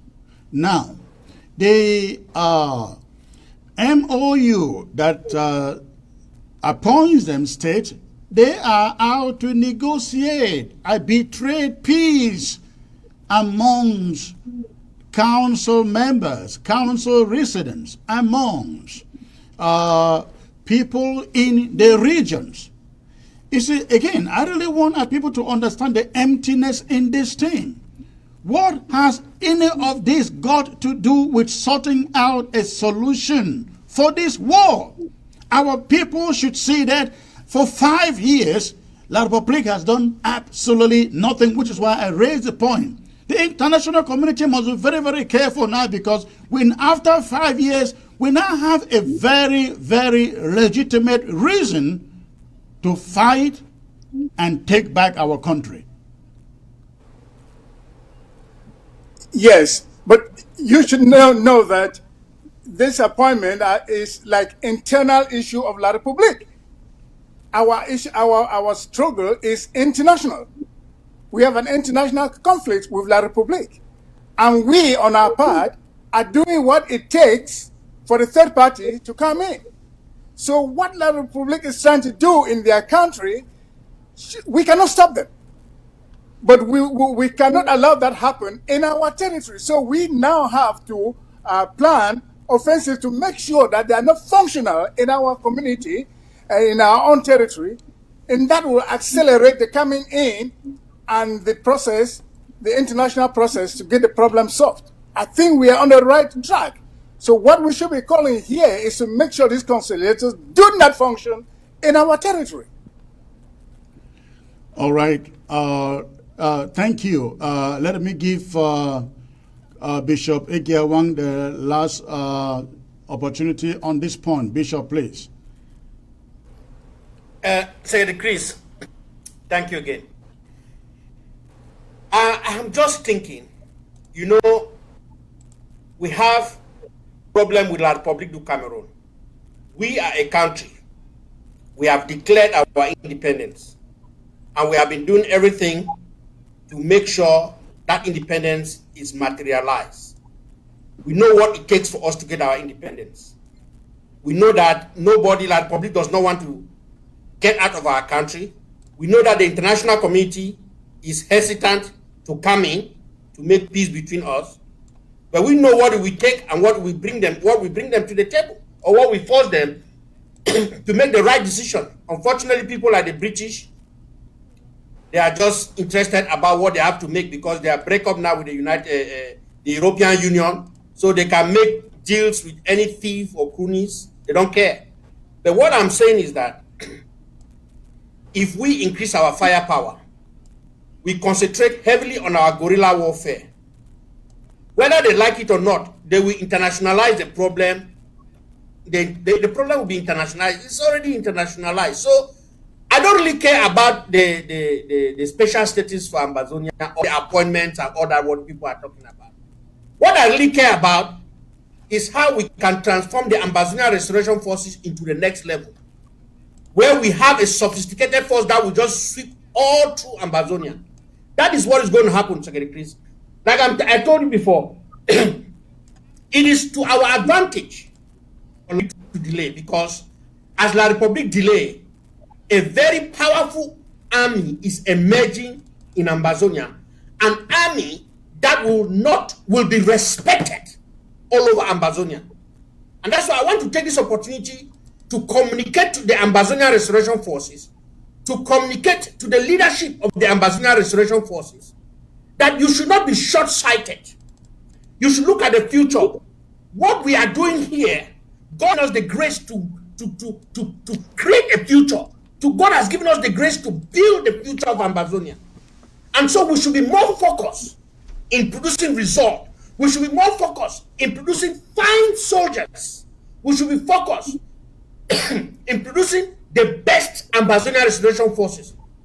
People who have discipline, people who have respect for the chain of command, people who will be focused on their duty, people who respect the people that they are defending.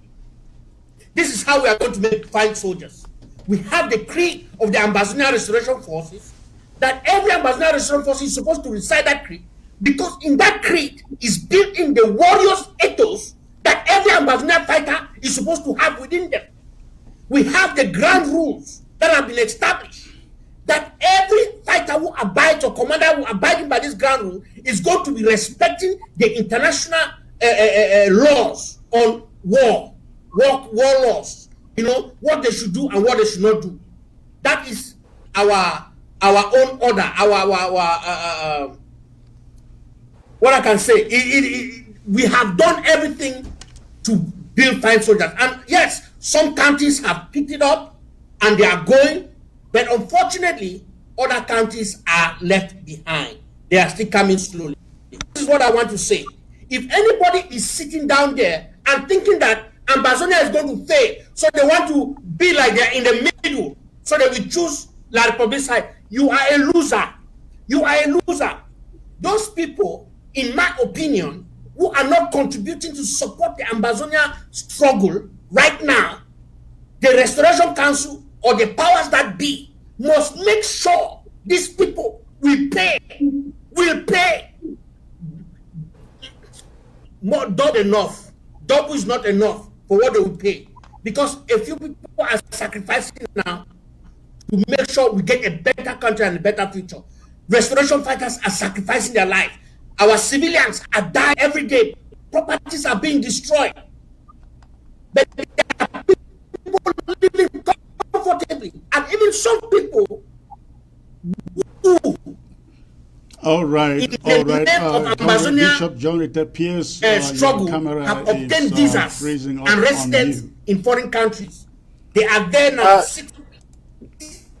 Secretary Chris. Yes. Secretary Chris. Yes, sir. Yeah, let me just chip in here. All right. Quickly, listen, let's move on to the next subject. Yeah, okay. The international community, the UN, they have a tool to solve this problem, well, to maintain the peace. The tool is a referendum. A referendum is good for every country. That's the best tool they have. We are not the ones to call for. The people of Southern Cameroon and Ambazonia have expressed their interest to be sovereign, to have independence. Now, with this tool, let them ask the question, conduct a referendum, ask the question, what do you people want? And they will supervise this referendum. Do you want independence? Do you want to be with La Republic? The UN can handle this. That's the most peaceful way to go about this. And then let the people of the Southern Cameroons decide. Chris, I cannot let this fly. Let me answer. All right, go ahead, Barrister John. We no two countries have independence twice. We had independence voted on the 21st of April 1961. Secondly, we have had a referendum. A referendum that Professor Ayim is referring to may only be a last resort on that negotiating table. We don't need a referendum. But if the world thinks that not all of us agree to have our country, and they ram that on us at the negotiating table, so be it. But I will not be advocating for a referendum at this time, because we have had a referendum and look at where we are. The United Nations is not an honest broker. Because if the United Nations was an honest broker, they would have listened to the voice of the people as it was coming from Mountain Conference. Instead of doing that, they went behind and tapped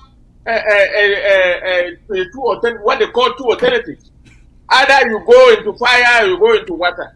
Listen, we will not advocate a referendum until it is rammed down on us by the international community at the negotiating table. For now, we are not calling for a referendum because we have had one before.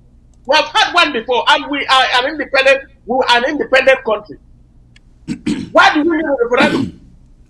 All right, all right. I think you. No, are I think we are not actually calling for aid on- now. We are not calling for aid now. We are just saying that that's a possible solution that could come at the negotiating table. What the international community can do. I am not saying we should Let's call wait for for aid the result and of the stop. national. Let's wait for the results at the table, Prof. Ayim. Let's not Yes, propagate I now, agree. please. I agree. I agree.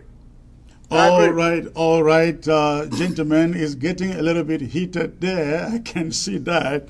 But I think that both of you are on point. However, I just like as Barrister John says, I don't think it is even the moment for us, anyone among us, to be talking about referendum. We're not there. We are not there because I don't believe there is any Ambazonian out there who says he or she wants to remain part of La République du Cameroon. But if we get to that point where the international community says not even all of you are united, like they tell us how divided we are, we can then test them with a referendum. That moment will come. It is not now.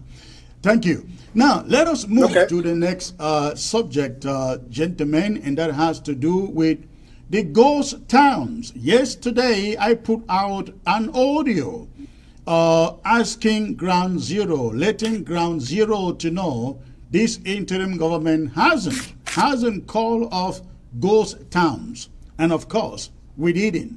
And we will never, not until this war is over. Ghost towns have become a very, very special symbol to this conflict.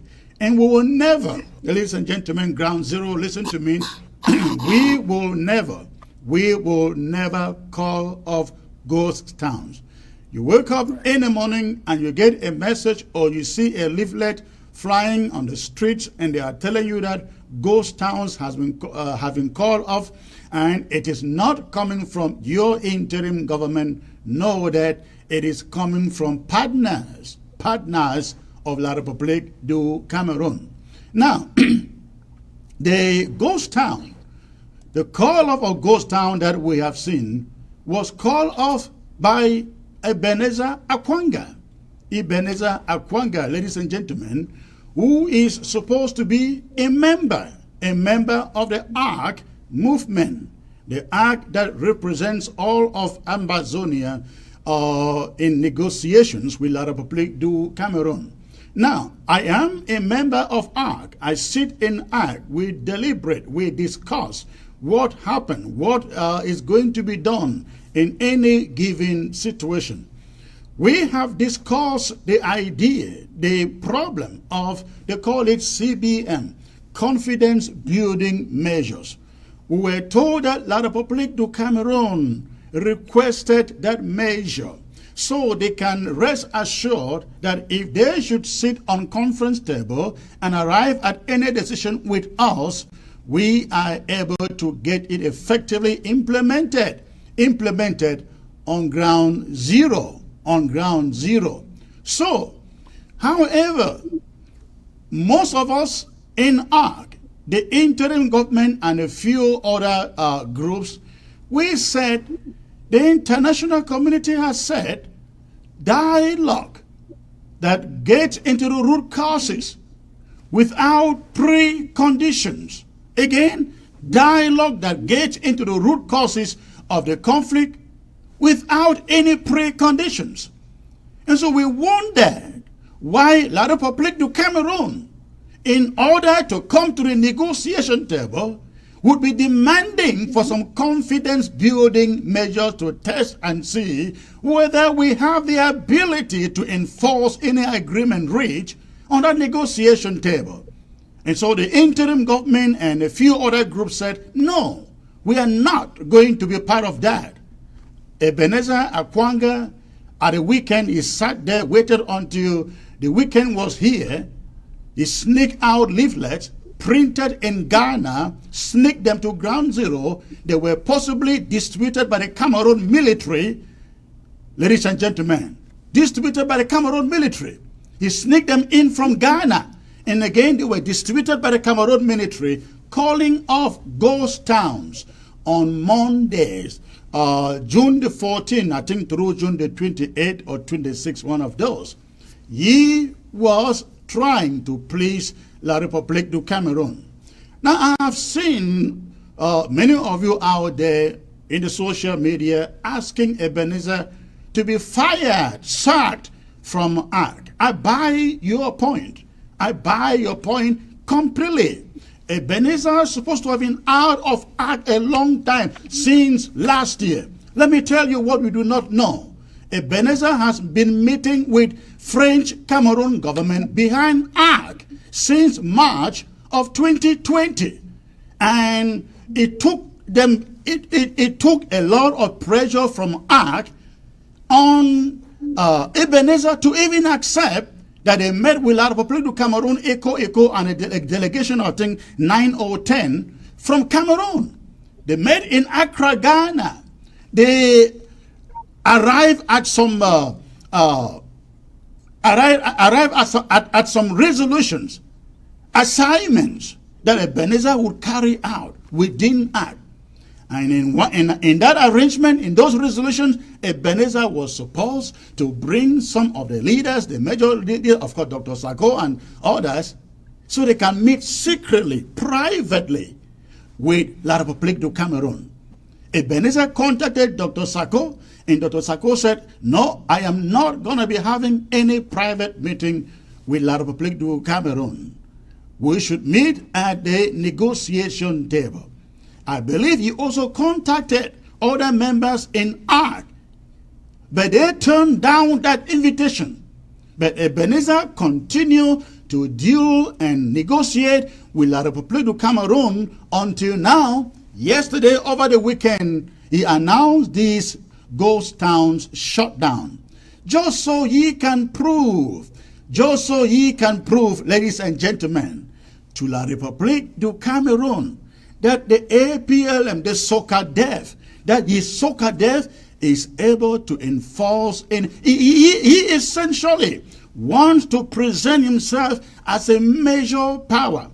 In the release that Akwanga and his team sent out into ARC, posted in the ARC forum, they said, well, they are calling for towns in which territories that SOCADEF has control.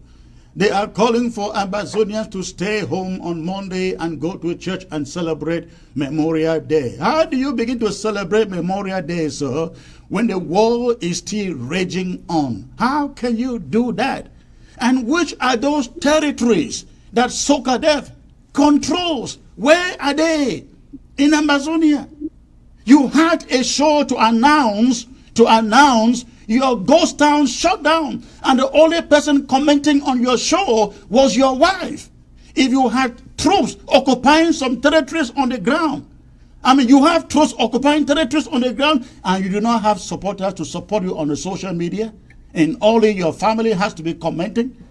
Ladies and gentlemen, what is beginning to happen in this struggle is that finally, we are beginning to see the black legs. They are emerging.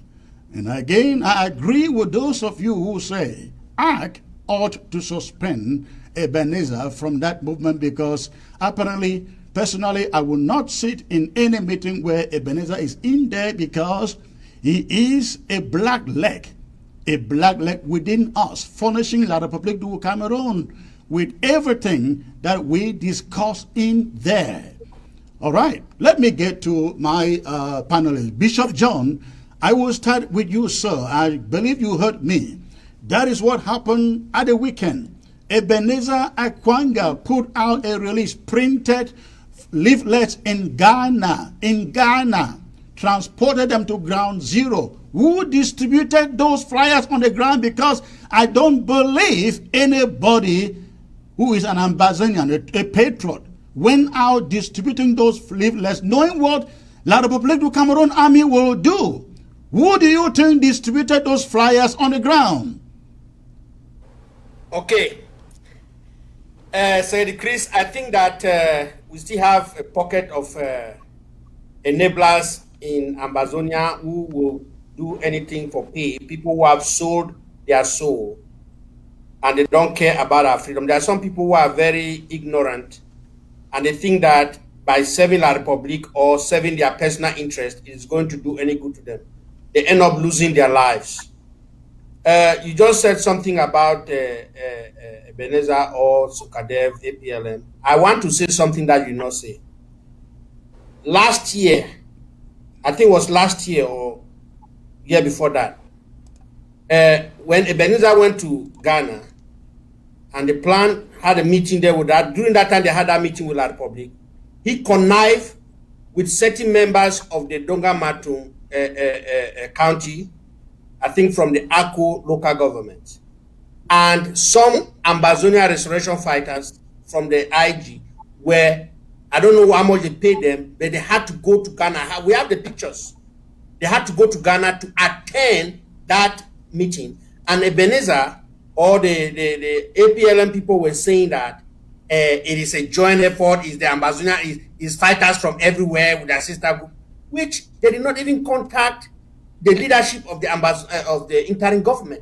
I am a member of ACT representing the Ambazonia defense, the Ambazonia, the Federal Republic of Ambazonia Defense Forces in the ACT, and the APLM or Sukadev, they unilaterally go make decision and claim that they are working with sister forces and just getting money. Let me tell you, Secretary Chris, all this they are doing is for money, and HD is giving them money, whoever is giving them money, it's just for money. And I want to send this as a message. Listen, a good fighter, a good soldier, respect the chain of command. I know everybody could be fighting for freedom in Ambazonia, but what I want to let you know that do not go anywhere and order from anyone who is not in your chain of command. Your local government have a defense leadership. Your countries have the defense leadership. Before you do anything and somebody come and I don't care how much money they give you, you cannot sell your future. You cannot sell your country for a piece of money, something like that, for money. What we are fighting for Ambazonia is more than any other thing. It is more than just your life. So I am really advising the Ambazonia Restoration Forces out there. I'm advising people out there, know that anything that you do in Ambazonia is going to leak. It's going to come out. Because this Ambazonia revolution or restoration struggle, it is ordained by God. And you can see, Secretary Chris, how systematically those things that people have tried to hide, they are coming to surface. They are coming to light. People who think that you think that people like this can never do anything like this. And now you are seeing. So time will help us to know who is who. Some of us have been consistent. We are speaking from time memorial, from the time of organized resistance of what we have so far now as the Ambazonia Restoration Forces, working with the Tigers of Ambazonia. When you talk of Ghost Town, when people hear about the Tigers are coming, the Tigers are coming. Yes, the Tigers were the #1 reinforcer of Ghost Town. So we have a passion for Ghost Town. I was one of the members of the Tigers. And for somebody just come and say that they want to close Ghost Town because they want to make themselves popular, they have made themselves more unpopular. Akwanga has become more unpopular than he has ever been in Ambazonia for this stupid mistake he has made because of greed, of selfishness. That's what he has become. He has just shot himself on the foot. I don't know who advised him to do that. Whatever he has done, he has destroyed himself. Because Bishop John, I want to ask you. Respect Ghost Town. Bishop John, I'd like to ask you this question because I know that you are very versed with what who is on the ground. Where does Ebenezer Akwanga have fighters on the ground, tollers of territories? Secretary Chris, I will tell you that one area where Akwanga could have fighters is Matobutu. But the fighters in Matobutu are being taken care of by the government of the Ambazonia, of the interim government.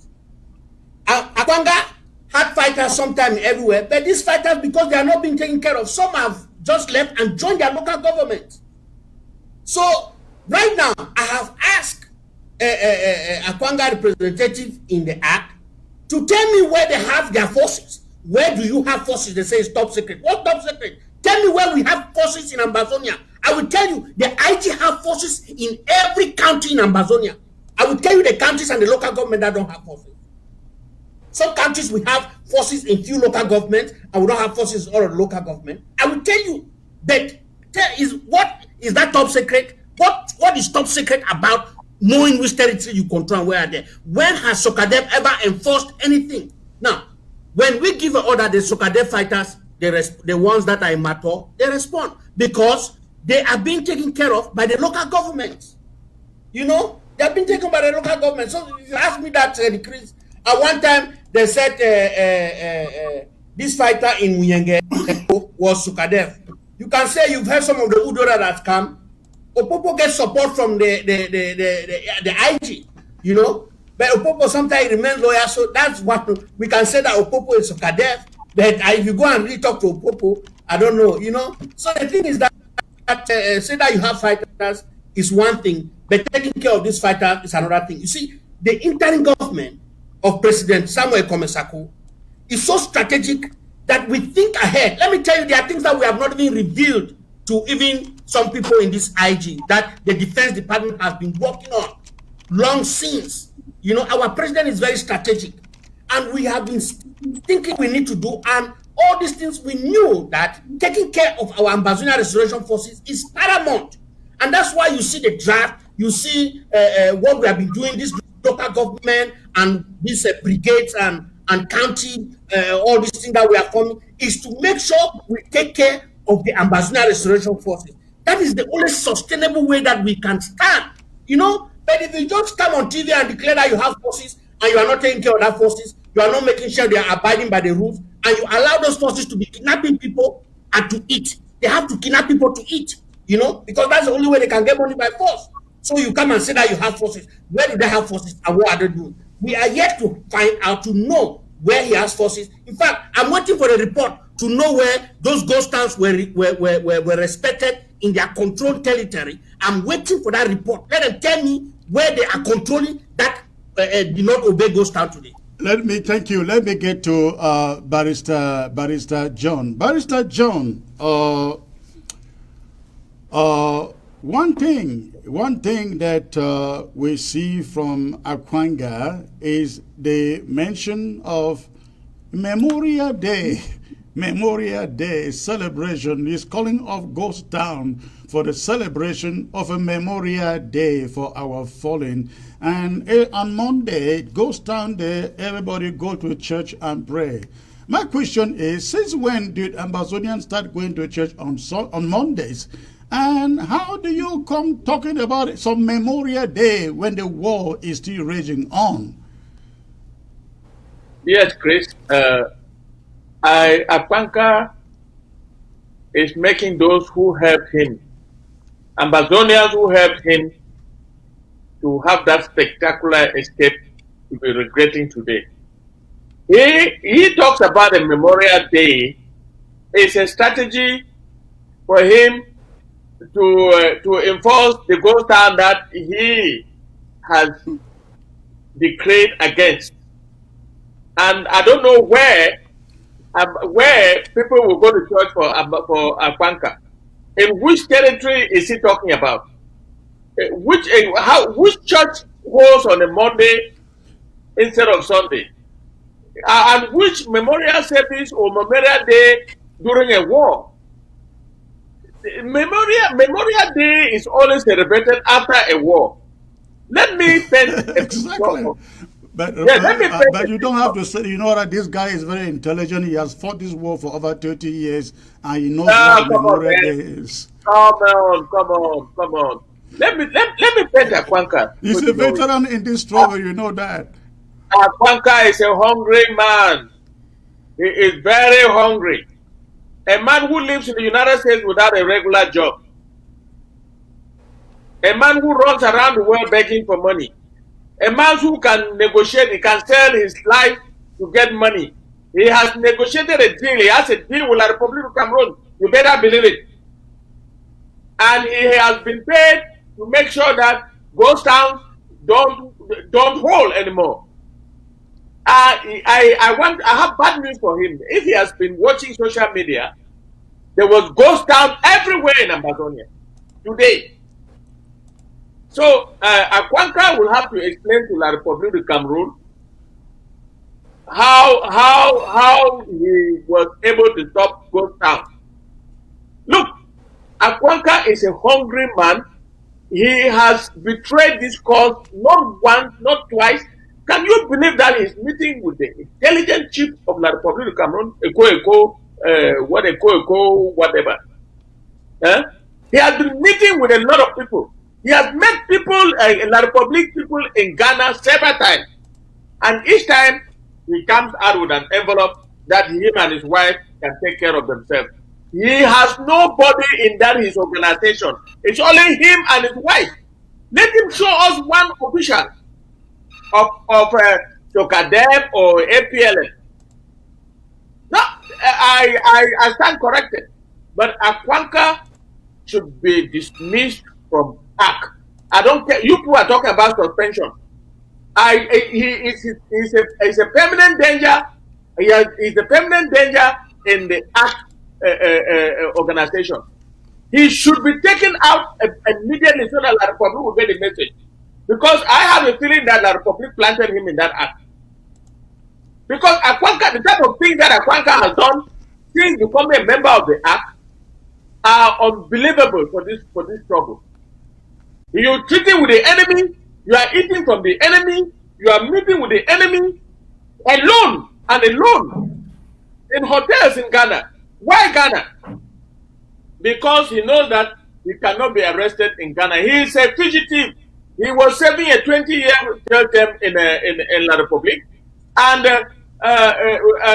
Ambazonians got together and arranged for his spectacular escape. Now he is there.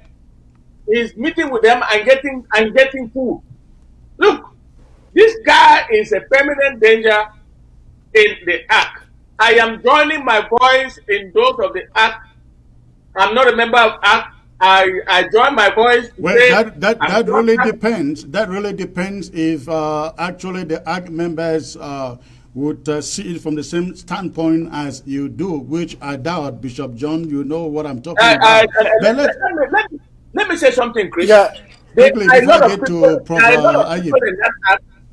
of people in that act that I have my reservations about them. Those are the kind of people that would stand with him. But those Thank who you. Let's get Prof. Ayim's take on this Ebenezer thing. Prof. Ayim, please. Yes, thank you. Look, I have known Akwanga and I've worked with him for over 30 years. So when he's talking about 30 years, I'm in that category. I worked with him in the Southern Cameroon Youth League when he was chairman and Ayaba was secretary general. I know these boys. I know him. Akwanga is about me, myself, and I. That is Akwanga. And he will not change. Listen, he has recused himself from ACT, from that ceasefire thing, solo move that he made. He has recused himself from ACT. This statement about terminating Ghost Town further supports the fact that he has recused himself from ACT. And in fact, this statement he has made about Ghost Town is a testimony. We are fasting and praying. God has answered our prayers. He has made it in such a way that Akwanga has made himself irrelevant by himself. That is a work of God. So going forward, if ACT is still involving him, then those individuals in the ACT must have a question sign against their names, because he has, by his own actions, recused himself. So why will he be counted as part of ACT? Now, about money, that is true. Akwanga sued La Republique in the International Protocol Court and won the case. Akwanga will fall for any dime La Republique will give to recover that amount. He will go for it no matter what happens. And I'm sure La Republique has promised paying him that fine. And so he's doing everything to collaborate with La Republique to come through to get that full sum. Yeah. And the way to do that is to coerce ACT members into doing what La Republique has contracted with him to do. Bishop John, I don't know whether you see there. Chris, Chris, Akwanka is not the only one who is calling for a stop to ghost town. There's also Ayabacho. There is a flyer that the governing council of Ayabacho's organization has put out with his picture and denouncing ghost town, that the ghost town for many years has not produced any result. That is on social media with his picture put out there by what do they call that thing? Ambazonia Governing Council or whatever. That has been put out there. So there are two of them, and they are collaborators of La République du Cameroon. Well, I have the people some of reservations Zonia, there. by coming, I have some reservations there. The people of Barrister Ambazonia. John. Wait. Okay. Prof. Ayim, you want to say something? Yeah, I said the people of Ambazonia, by respecting Ghost Town massively today, have definitely sent a message to Akwanga and anybody that only the interim government can talk when it comes to ghost towns, and so they have defied them. So this makes them, Akwanga and Cho, irrelevant. We will not even spend precious time talking about them because the people have said no. And we are the people's interim government. They are listening to us. Thank you. All right.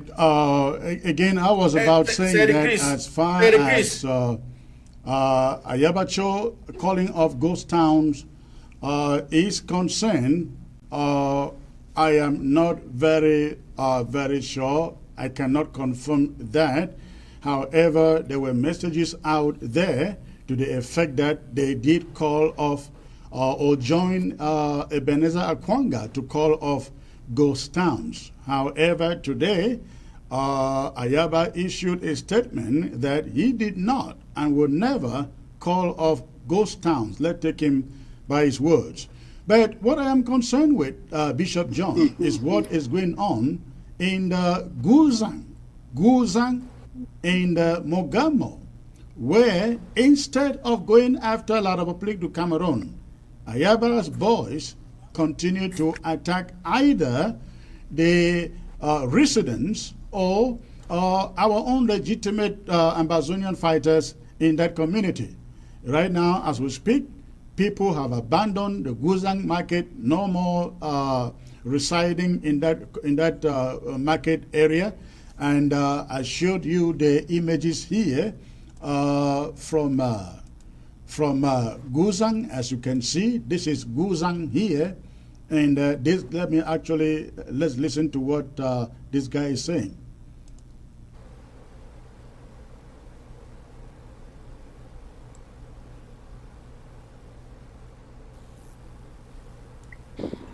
So that is that.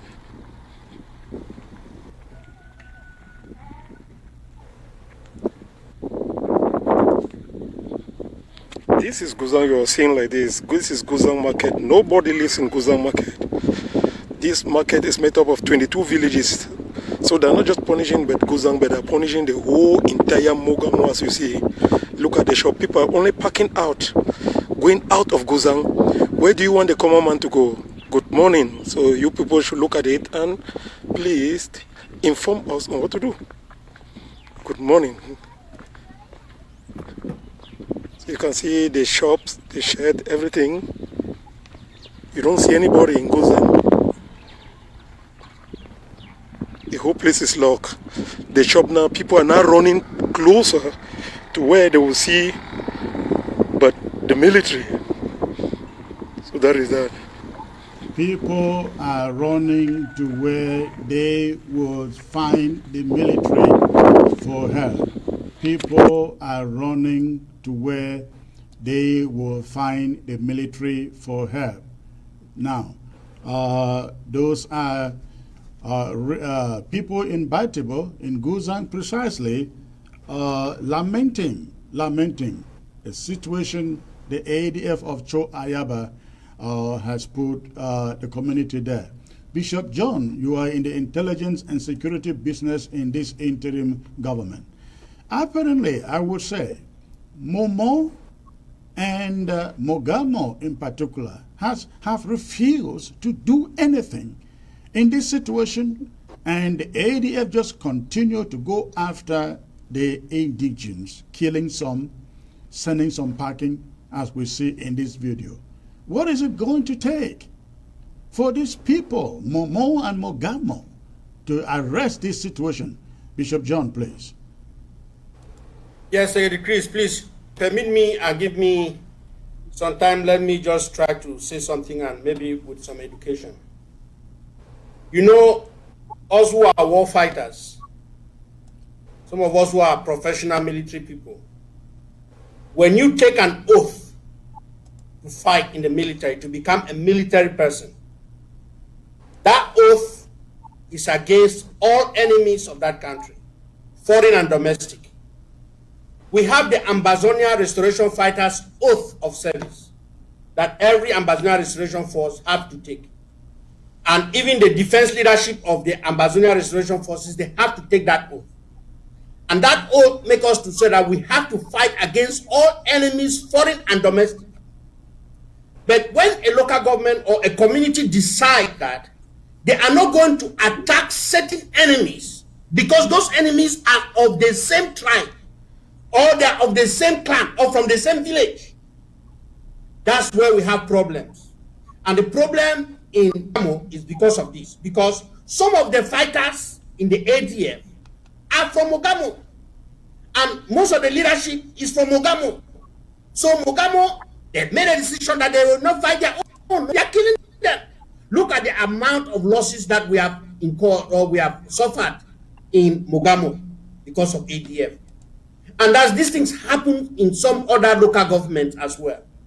And one of the messages that I'm giving all the defense leadership is that once you take an oath to Ambazonia, when you take an oath to lead the people of Ambazonia defense, you are taking an oath against any enemies, and you cannot put sentiment in front.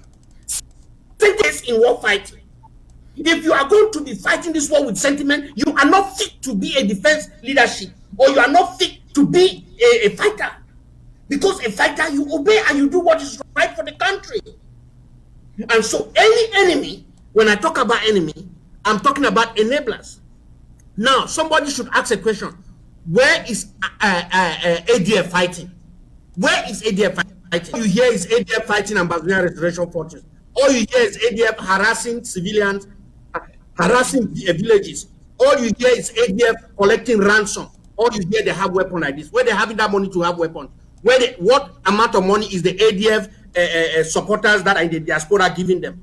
They have a system where they have to educate and let these boys do kidnapping for them to be able to buy what they are buying, and they have to terrorize people. This is an enabling force. Right now, they are helping Bella Republic. So those of you who are still on the fence to make a decision, what is ADF? What good is ADF to this Ambazonia struggle? Are they helping us, or are they helping La Republic to come in?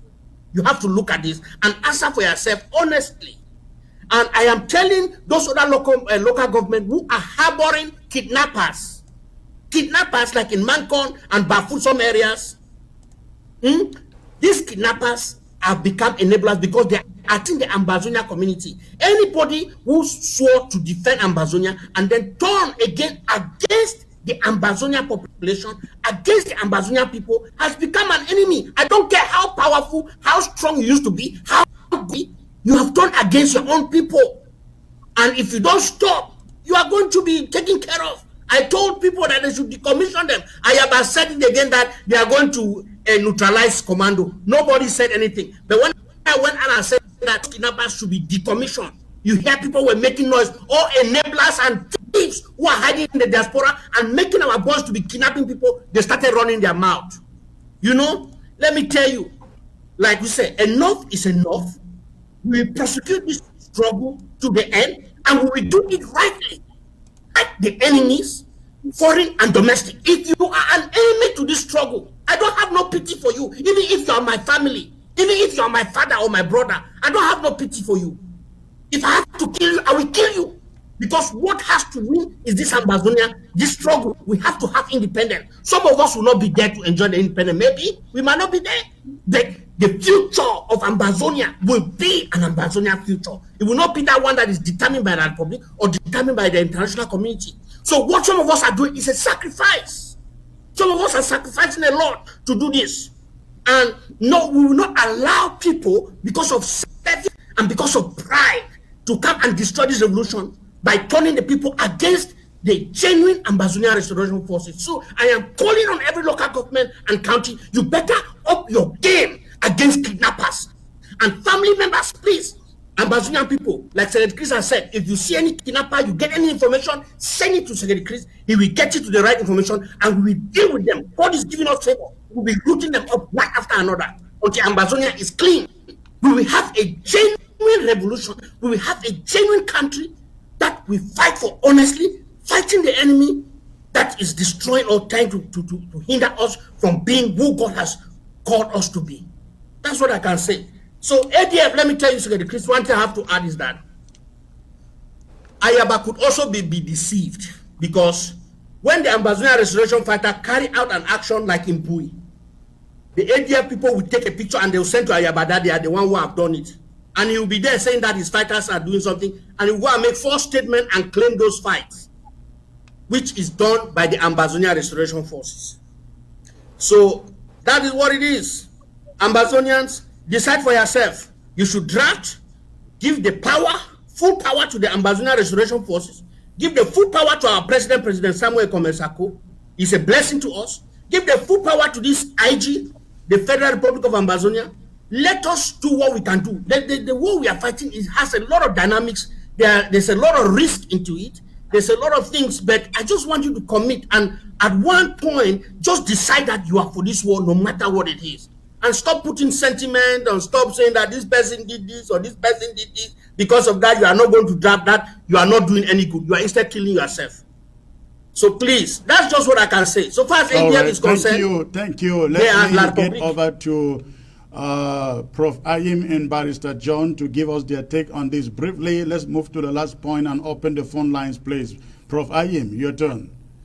Yes, on what the ADF is doing in Batabo, and that happens to be your county. That's right.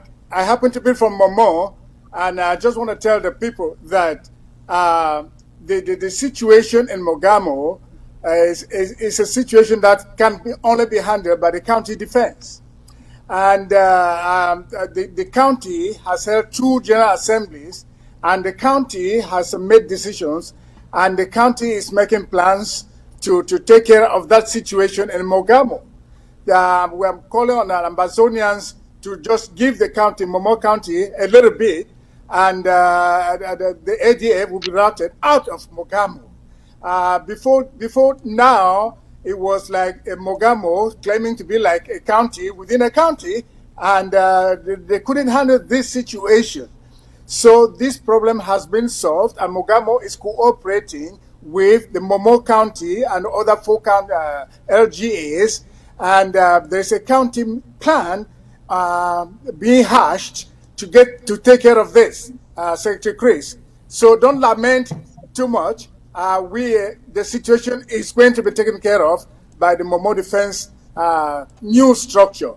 So this is all I can say about this. I don't want to talk so much and give details out there. Yes, the county is going to handle this. Thank you. Well, I hope that they do. I hope that they do, because we have heard this again and again and again. And I am witness to the IG giving money for this situation to be taken care of sometime last year. It never happened. It never happened. I want to believe you that this time it happens. Yes, believe me, because there's a new security bill up, and the defense is being revamped, structure is being revamped. Believe me, Momo is rising, is on a good foot, based on what we are discussing. You believe me soon. Thank you. Okay, Barrister John, please. Barrister John, yes, give us your take on this Guzang thing. Yes, Chris, I want to be blunt here. Okay. There are people in the interim government who are complacent to what is happening in Mogamo. Am I one? Are you referring to me? No. Listen to me first. I have done my investigation. Okay. There are people in the interim government that are complacent with what is happening in Mogamo. When Mogamo drafted a lot of money, some people in interim government thought that Mogamo will stand on its own. Oh, they cannot be part of Momo. Oh, they cannot do this. And they have stifled any kind of military or political movement in Mogamo because they are the ones to grow. And they are in the interim government. They are complacent with this, what is happening in Mogamo. There are people in Mancon, Bachomba, who are complacent with what is happening in Mancon. And let me tell you, Chris, there is somebody who is writing and defending the ADF in Mogamo from Mancon, Bachomba, and is writing on the platform of Mancon, Bachomba. It is unfortunate that the executive in the Mancon Bachomba has not had the guts, like Mezam did, to take this person out of their forum. They allow him to publish all kinds of things about ADF and give ADF some relevance that they don't have. I am getting very sick with these people.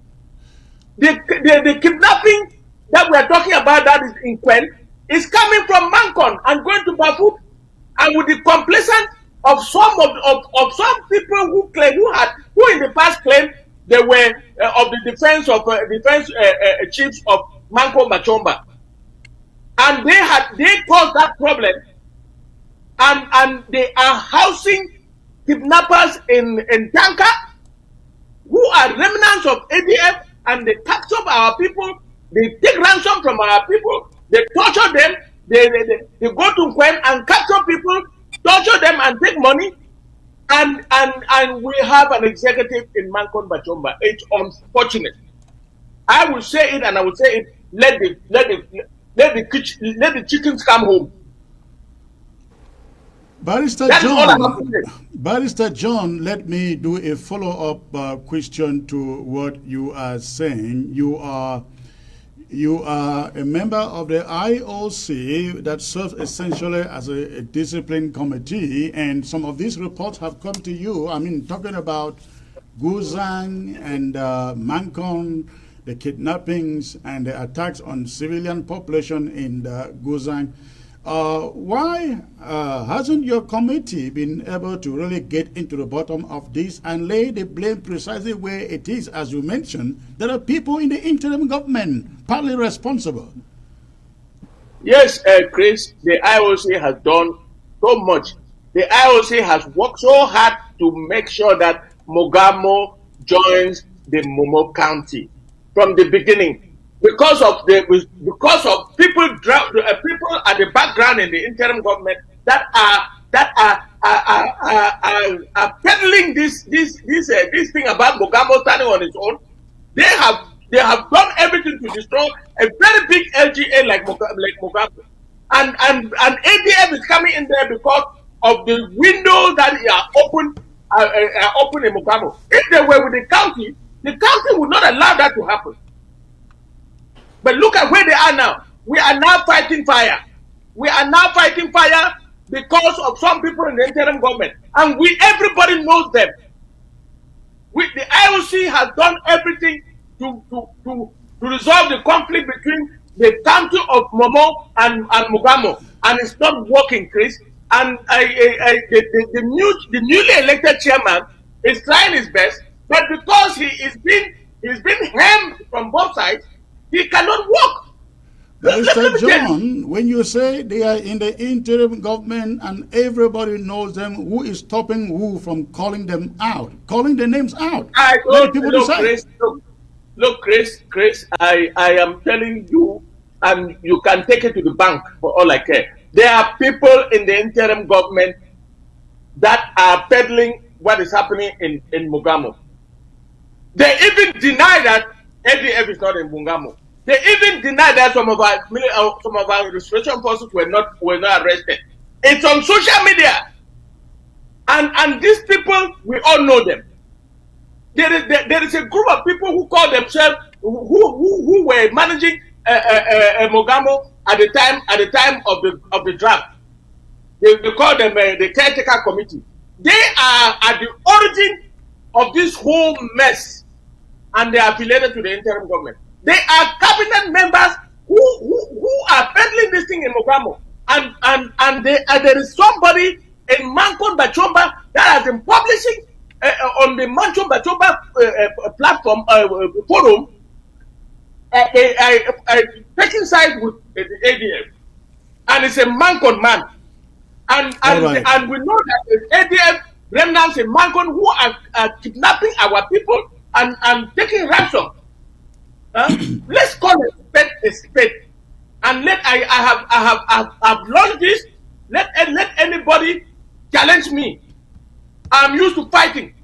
I have told the executive in Mankon that I will not attend any meeting until that person is taken out of the Mankon forum and meeting. We need to talk about that behind the cameras, Barrister John. Well, we need to talk about that. I have the opportunity now to denounce what is happening in Mogabo and to denounce what is happening in Mankon.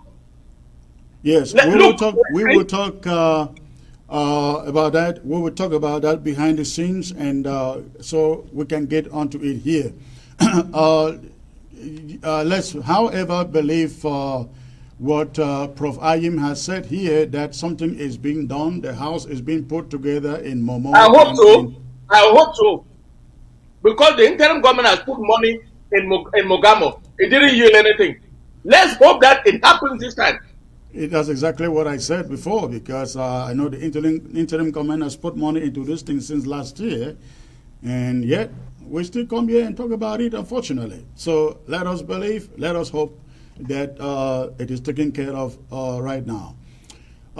Gentlemen, we will move to the next subject here, and it has to do with the indictment last week of the famous Ma Ngang. The famous Ma Ngang, the person whose face you find on your screen there, ladies and gentlemen. It was an unfortunate situation that happened. Ma Ngang, we have learned, and 3 others are being indicted by the U.S. government for illegally dealing in arms, ammunition. First, I like to make a number of clarifications here, because I know people have sent messages asking, is Ma Ngang part of your interim government? The answer is no. She has not been part of this government. She used to be a cabinet member. She was fired from being from that position, and for probably 3 years, she hasn't been part of the interim government. Having said that, I want to say, every true Ambazonian, every patriot out there at this moment should be a Ma Ngang. Again, every Ambazonian patriot out there should be a Ma Ngang. The reason I say so is because, but for the foolishness in which this thing was carried out, what she was doing something that would have helped our struggle. Unfortunately, it was very amateurly done, to the extent she videotaped herself from an ammunition factory and put out there, made rounds in the social media, and I guess one enemy picked up on it and forwarded it to the U.S. government, and now she's being indicted for that. Why? We make it very clear, very clear that this interim government has no connection with Ma Ngang. I would like to say that Ma Ngang is, every Ambazonian out there, every patriot out there should be a Ma Ngang, because what she did, I believe, if you put me in her position with the resources or with the sources, gentlemen, ladies and gentlemen, I will do the same thing. I'll bet, not foolishly, but in a way that delivers the goods. but that is not what she did. However, we cannot go after her because she was doing what many of us would do, ladies and gentlemen. So I want to appeal to every Ambazonian out there, stand behind her, support her if you can, and let us see how far this goes. But I want to assure you, this has nothing to do with this interim government. 1 minute each of you. I start with you, Bishop John. You have any say about this?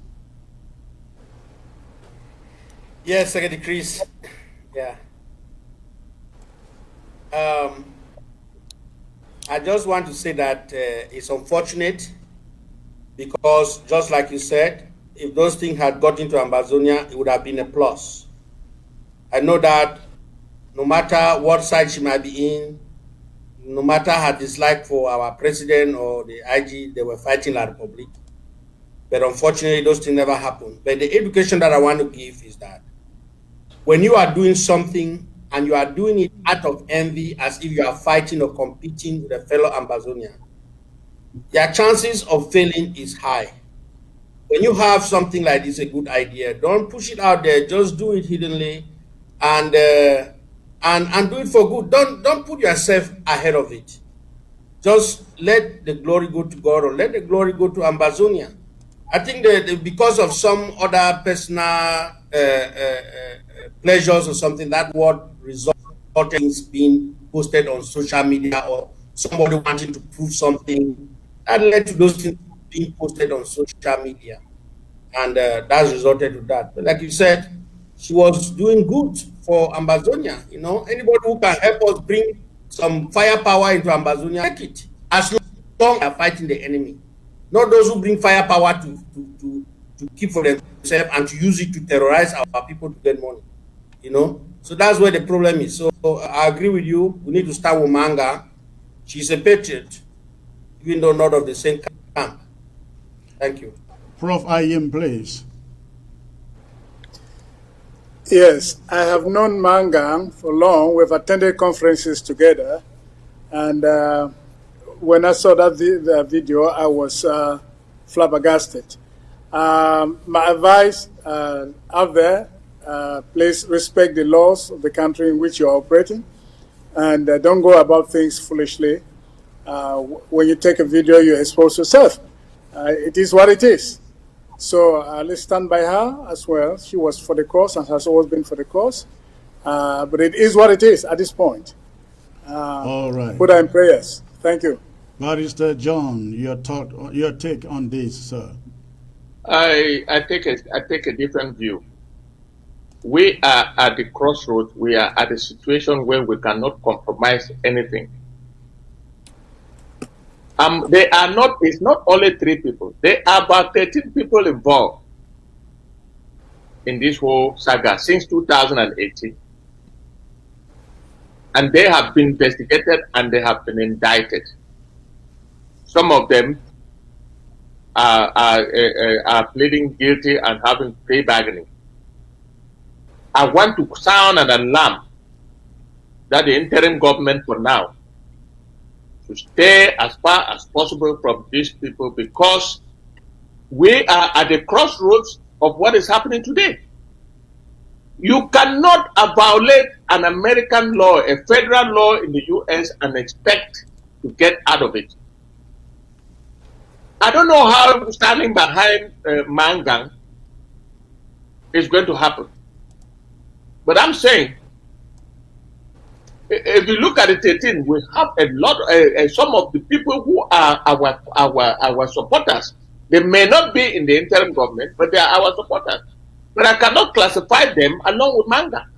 Given the statement that Mangang has been making since 2018 till today. Listen, I am saying that you can do whatever political thing you want to do, but stay away from that case, because it's a criminal case and it happened. They were caught hands down. They were caught doing what they were doing. I don't know where some of you are claiming that if she succeeded, it would have been beneficial to us.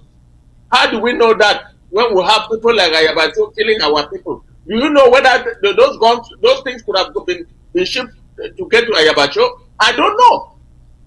But I'm saying the interim government should be very careful, stay away from a criminal matter like this, and let justice take its course, please, because we are at the crossroads. The American government is looking at our case and looking very carefully, and we cannot take the risk of being complacent by those who violate American law. Please be very careful. We should be very careful. That is my take on this. I'm not talking like a lawyer. I'm not talking like a lawyer. I'm not talking like a politician on this matter. Yeah, Barrister John, I think I agree with you. Every other person agrees with you. But listen, I really think that in this struggle that we are in for, we have to go to certain lengths to free our country. And I think that many of you out there, having the opportunity, would do what she was trying to do. Maybe not in the way she was trying to do. Maybe not in the way she was trying to do. But let me finish. I'll let you speak. Not in the way she was trying to do it, but at least to make sure that Ground Zero has a firepower. We don't know who she was going to send it to. Maybe she was going to send it to Ayabacho, as you say, who would then use it, turn it against our people. We cannot tell that right now. This is circumstantial. But Barrister John, I get your point. I really understand. This interim government will not defend her. And I am not defending her by any means. But I am saying she is just one Ambazonian, perhaps, who was trying to do something that could help. We don't know. But that is what she was doing. Barrister John, I give you the last word. Chris, can I? Yes, please. Can I? Since 2018, this particular woman has been against the interim government and against. Let me tell you something there, Barrister John. I will come to you.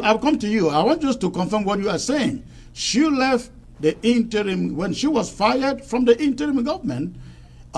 She told people that it was all Chris Ainu that made her to be fired from the interim government. This is a woman I don't know when I last talked to, maybe about 4 years ago. So listen, I am not on her side on anything, but I am looking at this from the perspective of any other Ambazonian. Thank you. Go on, sir.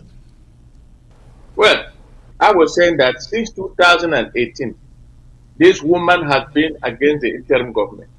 And for anybody to think that she will shift arms on the ground for interim government is neither here nor there. No, nobody is saying that at all. I don't even believe that. So please, let's get it right.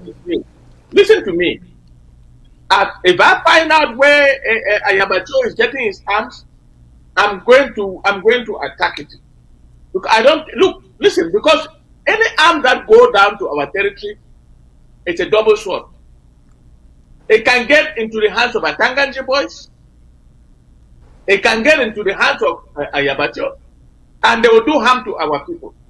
All I'm saying, as a lawyer, I'm trying to say that let's not rock the boat. Let the judicial system run its course. If you have to do something political, maybe demonstration, well, I have nothing against that. Demonstrating for what? I am saying that. In case I have something to say. To stay as far as possible from this case. All right, because we are at the crossroads right now, and we need the support of this country where we live and we enjoy freedom. Anybody who violates the law of the land here should pay the music. That's all I'm saying. Awesome. That's all we all want. Okay, Bishop John, on please. Yes, I have a question for the Ambazonian people, and I advise. It is very evident that the interim government, led by President Samuel Komesako, is the one that God has chosen to take us to Buea. Please, I'm pleading with Ambazonia. Instead of fighting what is working, stop fighting. Join what is winning. Join the winning team. They should stop fighting because of issues or the past, the future, because you don't like somebody. No. The Ambazonia, Federal Republic of Ambazonia is leading, is the leader in this revolution. Forget about the past. Those of you who claim that, okay, you started the revolution many years ago, but you did not bring us here. The never again generation is what has brought us here. So forget about the past, humble yourself, let all of us rally behind the interim government and give President Sako and his team the support that they have, that they need, and let us get to Boya. There are people who have no reason to go against this interim government, but they are going against the interim government. This is what I have for them. Anybody going against the interim government, if you go and going to do something, God, you are not going to have the favor of God, because I strongly believe that God's favor is with this IG, with this interim government led by President Samuel Komisako. If you are going against it, you are going against ignorantly, and hopefully nothing bad happens to you. But I am just pleading with all fellow Ambazonians that please let us rally behind the interim government and get to Boya quicker. Thank you. All right, thank you. And that is the point. That is the point. We think that at this moment, ladies and gentlemen, this interim government remains the legitimate leader of this struggle. And if I am here trying to fraternize with other comrades like Mangang, I don't even know what I can call her a comrade, because again, she's a funny character, but she is still an Ambazonian. But we want to say it is coming out clearly. This interim government remains the leader of the struggle. And it is high time. It is high time you leave these little mushroom groups that fight the interim government instead of fighting La République du Cameroon, and join the team that is actually carrying out the fight on ground zero. Okay, ladies and gentlemen, the phone lines are open, and I can see phone calls coming in. We have just very little time here left. I will take a few calls, and we'll call it a day. Hello, sir. Hello. Okay, this is a bad connection here. Let's see who is next. Hello. Hello, sir. Yes, I want to thank you people for the powerful outing today. And I just have something to say about the lockdown issue. Kwanga said that he was working together with his own sister forces. We know that they have a memorandum of understanding with the Ayuktabe and the rest. And they have been fighting against lockdown and ghost town before, so it is not the first time. And the message that Ayaba came out and put, that was already after the lockdown has taken place. And all the meetings that Kwanga has been organizing in Ghana, it is an attempt to woo the interim government and other leaders so that they attach a plan that they promised to capture them and go. Remember, before they arrested Ayuktabe in Nigeria, Kwanga put out a statement that something is going to happen, that Ayuk is going to lack way to hide his face. So all those things, they're working together with coalition for dialogue and negotiations. And the goal for them now is to make sure that the crumble lockdown goes down, school resumption, before they go ahead to negotiate. That is just my own point. Thank you. All right. Thank you, sir. Thank you. Well, I guess his character only gets on being revealed, and we are knowing him more and more. And I would really appeal to every Ambazonian, including the leaders of ARC. This guy should have nothing to do with a settlement with La République du Cameroon. He's an insider on their side. All right, let me get to the next caller. William. Hello, sir. Hello? Hello, sir. Where are you calling from? From Ground Zero. Ground Zero. William. What county, sir? Babinda County. Okay, Mezam County. Thank you for calling, sir. What is what's your contribution? Yes, I just wanted to say something concerning Akwanga. You know, Akwanga, all the attitude on what he has just done on this issue of Oyster. You know very well that after the 1968 March attack, Akwanga was arrested and imprisoned in the Republic of Cameroon. When he sneaked himself out of that particular place, when he was life in jail, or wherever he is, he's still a prisoner. And you must know very well that he should be doing all these things, arrangements in order to free himself from that prison term. He escaped from it, from the Republic of Cameroon. So, you people just have to be very careful with him. You know, the two of them with Ayabacho, those are two fellows who kept a lot of headache to the SCNC, then SCNC leaders during the days of the powerful SCNC. The two of them, they behaved as drivers, and they gave a lot of problems, headache to the whole cause. But Max people just know very well that he, Akwanga, is still a prisoner of La Republic of Cameroon. And he knows very well that the least error and they pick him, he will be in terrible trouble. So he's doing all in order to free himself, and you people, the IG has to be very careful with him. These two fellows, Ayabacho and Akwanga, they have been a big headache to the then SCNC struggle. They all are right. not honest to themselves, and they are not honest to people. Thank you very much. Thank you for the call, sir. Have a good night. Okay, let's get to the next caller here. Ground zero. Hello. Hello. Hello. Good evening. Good evening, sir. There is some. I can hear some shooting there in your background. Where are you calling from, sir? Yeah, I'm calling from Gokutuja County. And is that gunshots I'm hearing? No, they are not gunshots.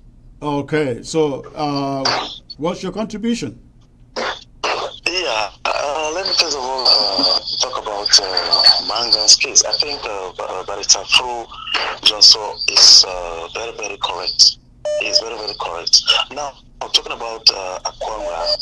Akwanga is an enemy in the house. I think you didn't have to wait for the reaction of Southern Cameroonians to flush him out of Team Ambazonia. Talking about Ayabacho, I think Ayabacho is an opportunist because it's when he has noticed that his deal with Akwanga is not working. That's after Monday goes down to work that he came out now with a statement. So I think Ayabacho, there's nothing we have to take from him. He remains what he had thought about him. So he is also an enabler. All right. Does not change our position. Okay, thank you for your opinion. So you have a great night. All right, let's see who next is here on the line. Ground zero. Hello. I think that caller dropped the call.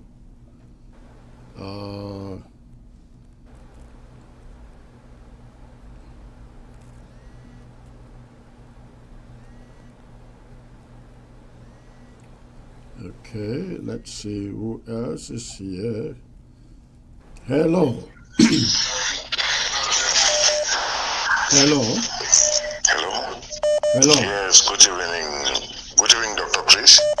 Good evening, sir. I am not a doctor, I'm just Chris. No, you also moved to a doctor, even a PhD, my brother. You're wonderful. Thank you, sir. Thank you, sir. What is your contribution?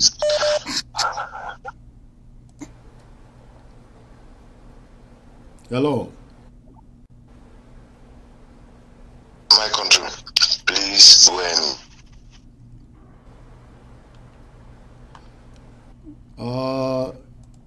it's a network problem there. It's a network problem. Let's get to the next caller. All right. Hello. Hello, Secretary. Hello, sir. May I know where you are calling from, please? I'm calling from Europe, from Sweden. From Sweden. Okay. And what is your contribution? Yeah, I just want to say I have just some 4 bullet points to make here. One is about schools. You remember when Ambazonia placed a ban on schools and boycott? Akwanga came out and celebrated with the child that is being graduated from the school. That already gave La Republique a propaganda. The Republic spread on the newspapers how leaders are in Europe, they are forcing kids not to go down, not to go to school on ground zero, while their children are here studying and stuff like that. It got the whole social media on commotion. People were not happy everywhere. And then number 2 point I want to make is the ceasefire he came out of with. All of these things is like it's precedented. It's like something that he's doing, that the enemy is telling him do like this, and when they do like this is what we expect you of, or we expect to get from you, so that we can be able to crumble this particular struggle. And then the third point is the ghost town. He came out yesterday. He called for ghost towns to end, and from all indications, everybody. Some of us, so many of us, and so even in our private group, we have been talking about this guy. We are very worried about him. He behaves unstably, even the way he speaks. He doesn't speak like somebody who is normal. So I don't know how. I just want to ask one question, Secretary Chris. If this thing was an Islamic movement, do you think there will be any? Because in Islamism or in the Quran or their sacred listing, do you think that they have any word in their dictionary like blackleg? Because if you are caught, it's a whole lot of secrecy. If you are caught mingling with the enemy, because this our struggle has been slowed down with a lot of blacklegism. There are people who are inside the interim government who work with the Republic, and when they are caught, we always have this mind, this good mind of saying, no, it's Ambazonia, no, it's one of us, we cannot do such a thing to this person because of that. And it has caused a lot of fighters dying, it has caused a lot of leaders who have backslide and stuff like that. So I just want to ask, is it that we cannot really react, especially to this Efang issue? Is it that we cannot put a stop to this thing and end it once and for all? I just want to ask the Secretary, please. Thank you guys, and good evening to you all. Bye. Well, thank you, thank you for the question. I guess answers have been provided already by the panelists. Barrister Stanso mentioned the people who are collaborating in the interim government for what is happening in Mogamo, and Prof. Aim said the house is being put in order. So let's be a little patient and see what happens there, please. Thank you. Let's get to the next caller here. Hello. Hello. Secretary, please. Hello, good evening, sir. Good evening. Yes, where are you calling from? I'm calling from the Mezan County. And what is the contribution, sir? Yeah, I really have a package, but unfortunately I think we don't have much time. I wanted to talk mostly about Guzang, what is going on in Guzang. What I perceive is that Cho Ayaba and La Republique and some other people in the interim government, I will first of all thank Barrister John Fuso for said something that I had in mind about the interim government having links with people, fugitives, with people who are doing bad things in Guzang. Let me tell you, there are plans for the enemy to get rid of the whole Momo as their strong base, so as to, in fact, trouble us, the entire Amazonian people. We are delaying. Every day we talk the same thing, we say the same thing, we don't take actions. If we can change administration there, that is better. If we can call in the entire Amazonian forces to contribute forces and send there, we bring an end to this before it is late. That will be very fine. But if we keep on talking every day, I'm caught by surprise to have seen Guzang today dry. They said people are packed out of the area and they are searching refuge to the La Republique soldiers. This to me it's a taboo. We should not allow this to happen. We should immediately intervene and call some other forces elsewhere to come in and intervene for us and seize that very community, that very county from the fugitives who are hanging there, who are the Ayaba and his remnants. So please, that was another point. The other point is this. There is something wrong that people don't really understand about Britain and France. They know La République du Cameroon sound like Okrika for them. They get things very easy from them, more than any other African state. And they know that most of these things come from our territories.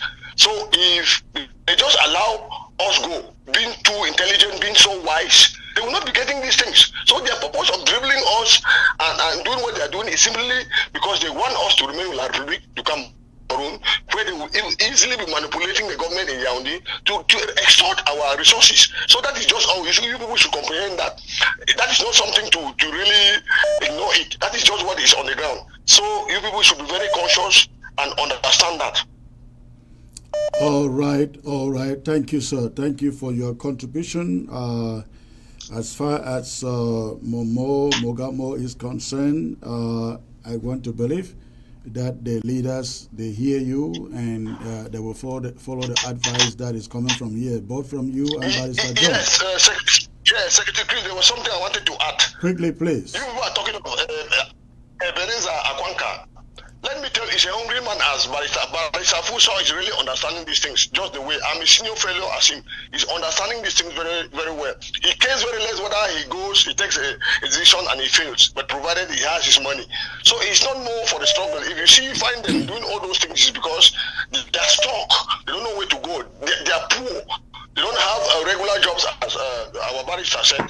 It is very definite because a reasonable man would understand that, except the interim government is going to give that declaration that the gold stand should end and it ends. But that there is no means in other person through pamphlet or through what you said were printed in Ghana and sent to Cameroon. Who were those sharing? And how can that happen? We are already wise on the ground. These are things like La République du Cameroon is doing just to blindfold, to waste time and so on. And in addition to this again, they are creating commissions and commissions and commissions to extort money, not to do the right thing. Because when you see all these commissions from the word go to today, they are still doing the same thing. They are not doing that. They are deceiving the government in Yaoundé to extort their money and eat and stay them. They are not doing anything in favor of what is really on the ground. And they are whining time. So you people should really put that in mind. Thank you, sir.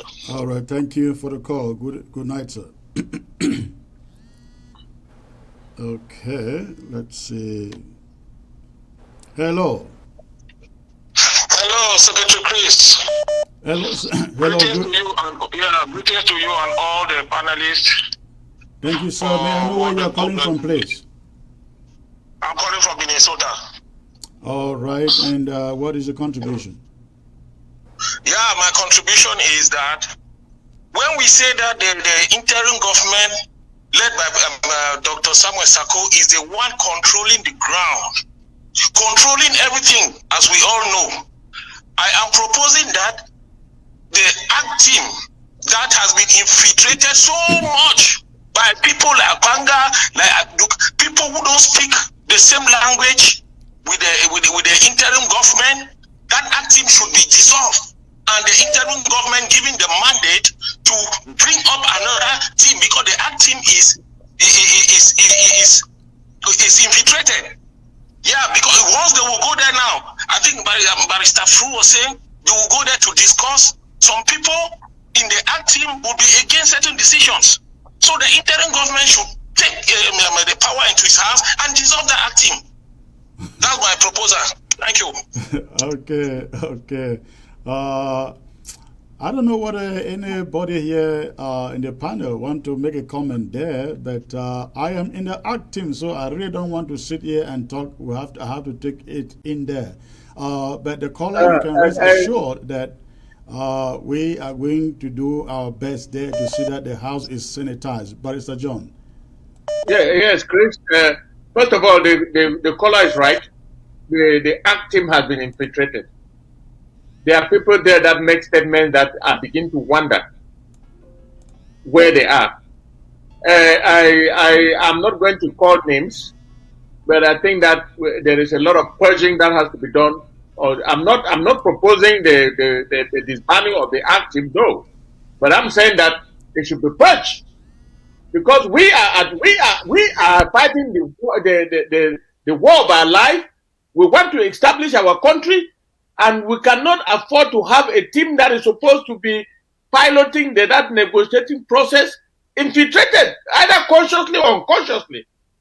And I want that, I'm proposing that it should be purged somehow, because there are people in there that don't speak the same language like the interim government. And I am so frightened. What if they are sitting in the council when the negotiation starts, and the negotiators come with something, they will create a lot of commotion.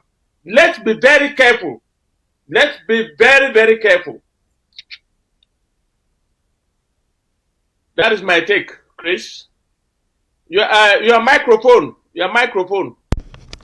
Akwanga, yes. We have a coalition when it comes to the negotiations, and they will expect the IG to have another, and maybe another little group with another. And then you will hear from those mediators, oh, they are so divided. Really cannot go on. So I just want to assure every one of you out there, every Ambazonian out there, if it doesn't fit the shoes or the gloves, like in O.J. Simpson case, if it doesn't fit the gloves of the IG, forget about it. Okay, you got my message, Chris. Yes. All right, let's get to the next caller here, please. Hello. Please hold on, give me a moment here. Okay. Hello. Hello, Secretary Chris. Good evening. Good evening, sir. Yeah, thank you very much. I would first of all like to begin by appreciating the panelists. You guys have had a very educative show this evening. The first issue I would like to talk about is the issue of Ebenezer Akwanga. I think we have gotten to the stage in this struggle in which decision has to be by collective, it has to be consultative, like all the leaders need to come together. I think that was the main reason why the platform was created. But if we have people like Ebenezer Akwanga, every time they come online, I've been following up for a very long time, and each time he comes online, I go to listen to him. If he's saying something against the enemy, no. He spends time talking against the IG. You guys do not know anything. Then I begin asking questions. Are we really sure this guy escaped from the prison? There is a conspiracy theory out there which says this guy must have been injected with something, and they let the doors open for him to flee, and for him to feel like he ran out. I don't think he really ran out. They left him on purpose. And all what he's doing, because it's not normal. These are people who are leading a revolution. Look at the point in which we are. Somebody says, oh, we do not want gold stands at this time. This brings me to the question of the Team Act. There are other people like Abdul Karim who are members of Team Act. For most people who do not know, negotiations in a conflict is a very complex process. If you have read through the statements that have come from US Congress, they say there is the need for broad-based consultations. It will not only be amongst Ambazonian leaders. There are people on the ground, they need to be consulted. And that is why you see groups today like Southwest, Northwest Women, you see One Cameroon Women. Those are all people who have been paid by the regime to influence the process. Because if America really wants to engage in a negotiation process, they want to get the opinion of everybody. They will say, okay, Southwest, Northwest Women. You saw those women were called right at the UN Security Council to come and testify. Those are people who are being sponsored by the regime.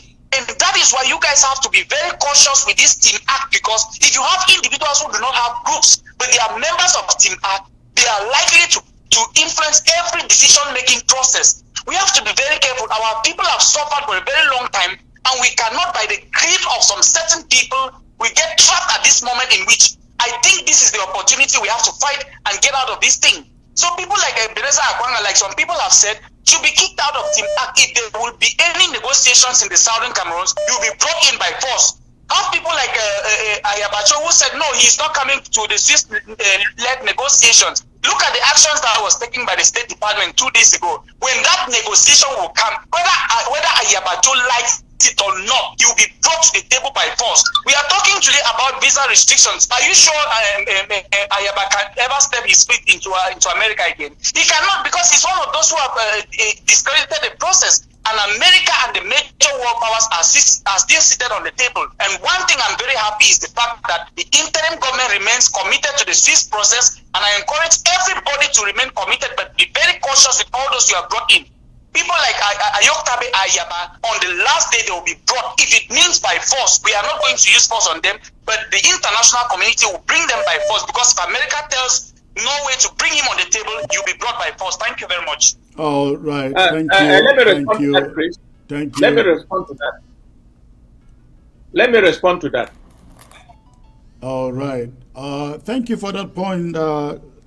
Unfortunately, ladies and gentlemen, I can't take any other calls. I think we have essentially come to the end of this. Barrister John and Bishop John.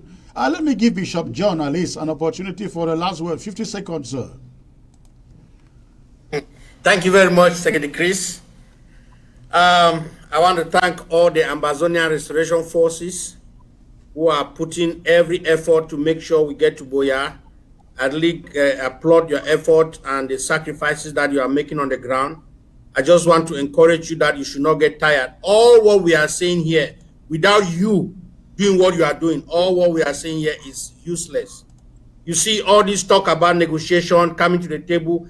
You are the one that is going to make by increasing the firepower on ground zero. So I caution you, please, Ambazonia Restoration Fighters, stay in contact with your local government, listen to your chain of command, and follow instruction. When you follow instruction, God's grace is going to be on you.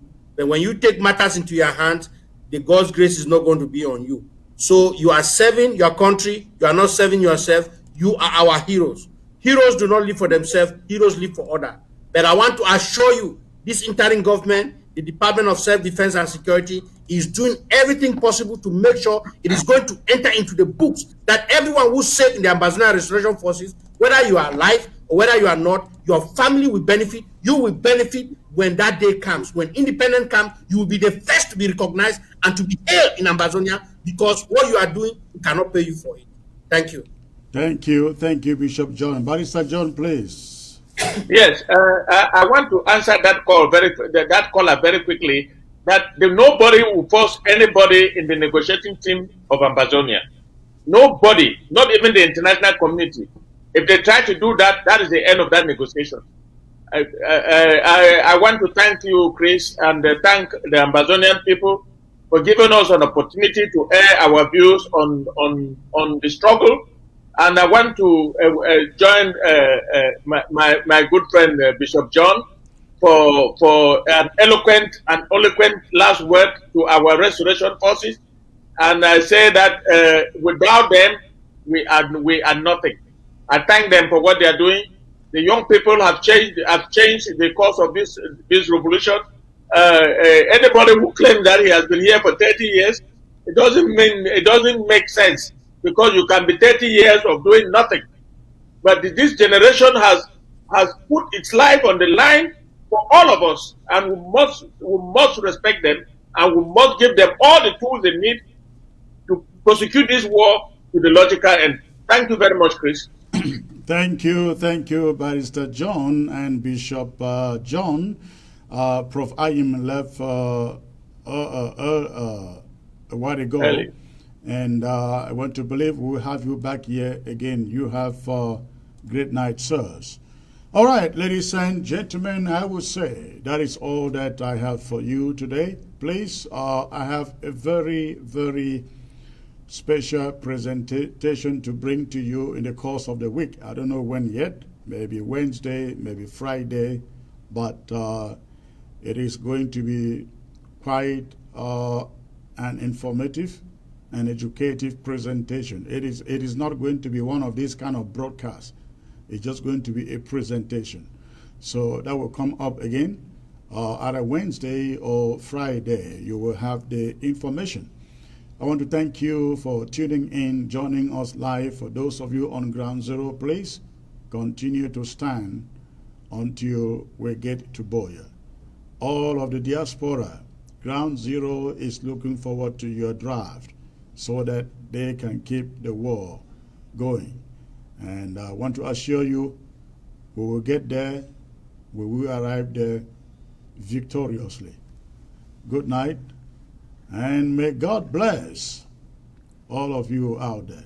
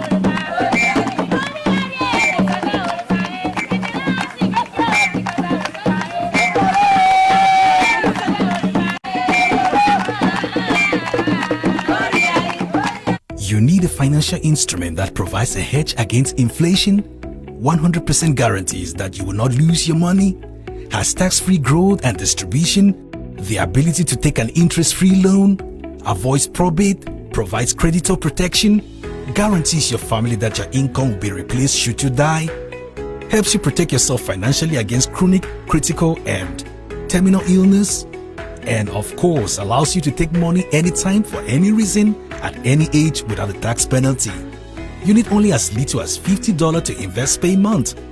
Contact Irene Fombo. Tel 513-5014-177 or send an email to irenenpmsn@gmail.com. Has your bank turned you down for a business loan? Even if you have low, bad, or no credit, our network of lenders are willing to grant you a business loan. It is guaranteed. Money to start a new business, increase your business capital, or refinance a current business. Funding Capital Grid is your answer. We've got you when your bank rejects you.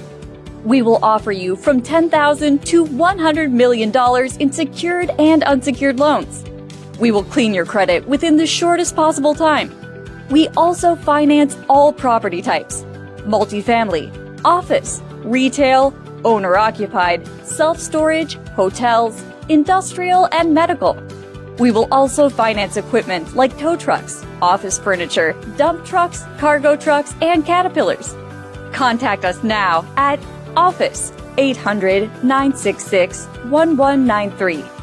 Mobile 443-760-5059. Fax 202-521-3950. Email info@fundingcapitalgrid.com. Web www.fundingcapitalgrid.com. Start a new career as a Linux system administrator with an average salary of $80,000 to $120,000 a year. Dynamic Tech Academy has transformed many lives for the better through our 6-month Linux program. We are so excited to announce that we are adding DevOps course and Red Hat certification at no charge, which will make students more competitive. Over 80% of our students have no prior IT background, yet vast majority of alumni land jobs in 3 to 6 months after they start applying. Our ultimate goal is to reach 100% student employment. So we work with every student until he or she gets a job. Upon successful completion of the course, we will provide resume building, interview preparation, and job placement assistance. With the Linux course, you get more than 300 hours of in-depth training, and you get to learn from experienced instructors. By the end of the program, our students can be Red Hat certified if they choose. Our alumni work in companies, both government and private companies in the USA, Canada, and even Europe. Want to learn more about the program? You can contact us at info@dynamicdmv.com, or you can call us at 240-604-9505, or you can call us at 240-423-7865. And you can also visit us at www.dynamictechdmv.com. If you are interested in online classes, please register on our website. That's once again www.dynamictechdmv.com.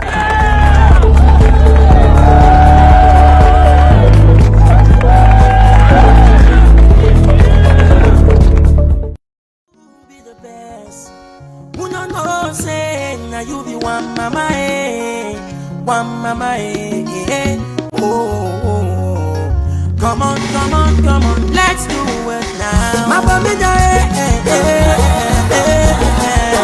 my fine baby, my baby, my sweet mama. Let me tell you something about this, my sweet mama.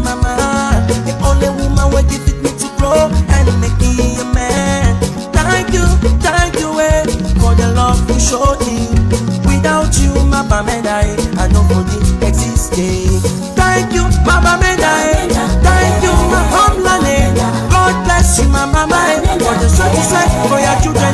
I am proud of you, you are rich. I am proud of you, you are strong. You defeat the whole Cameroon, like Africa in the one day. Mama Medai, my fine baby.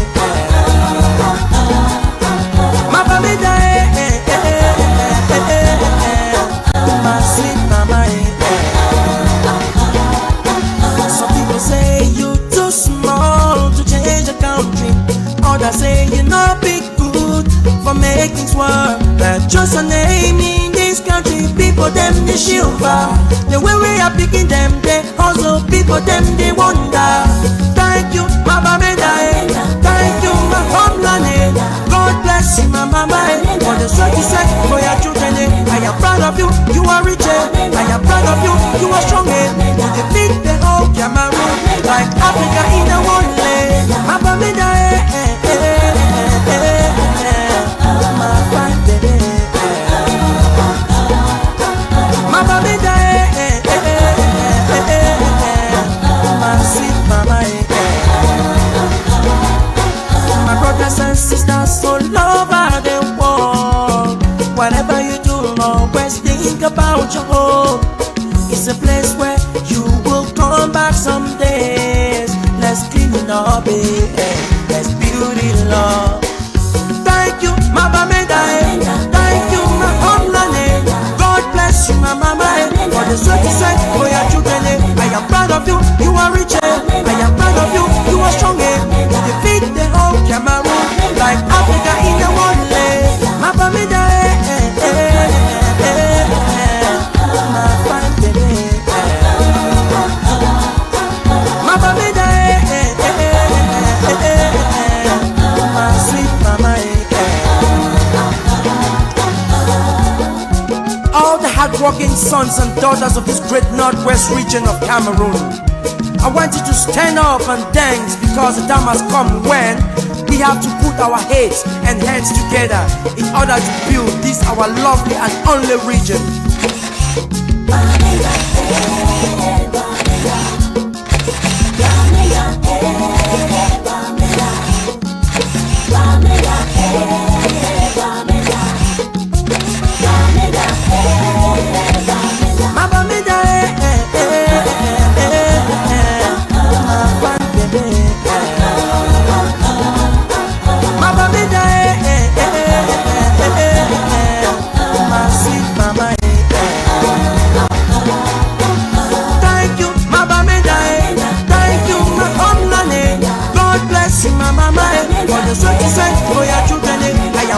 of you, you are rich. I am proud of you, you are strong. Defeat the whole Cameroon, like Africa in the world.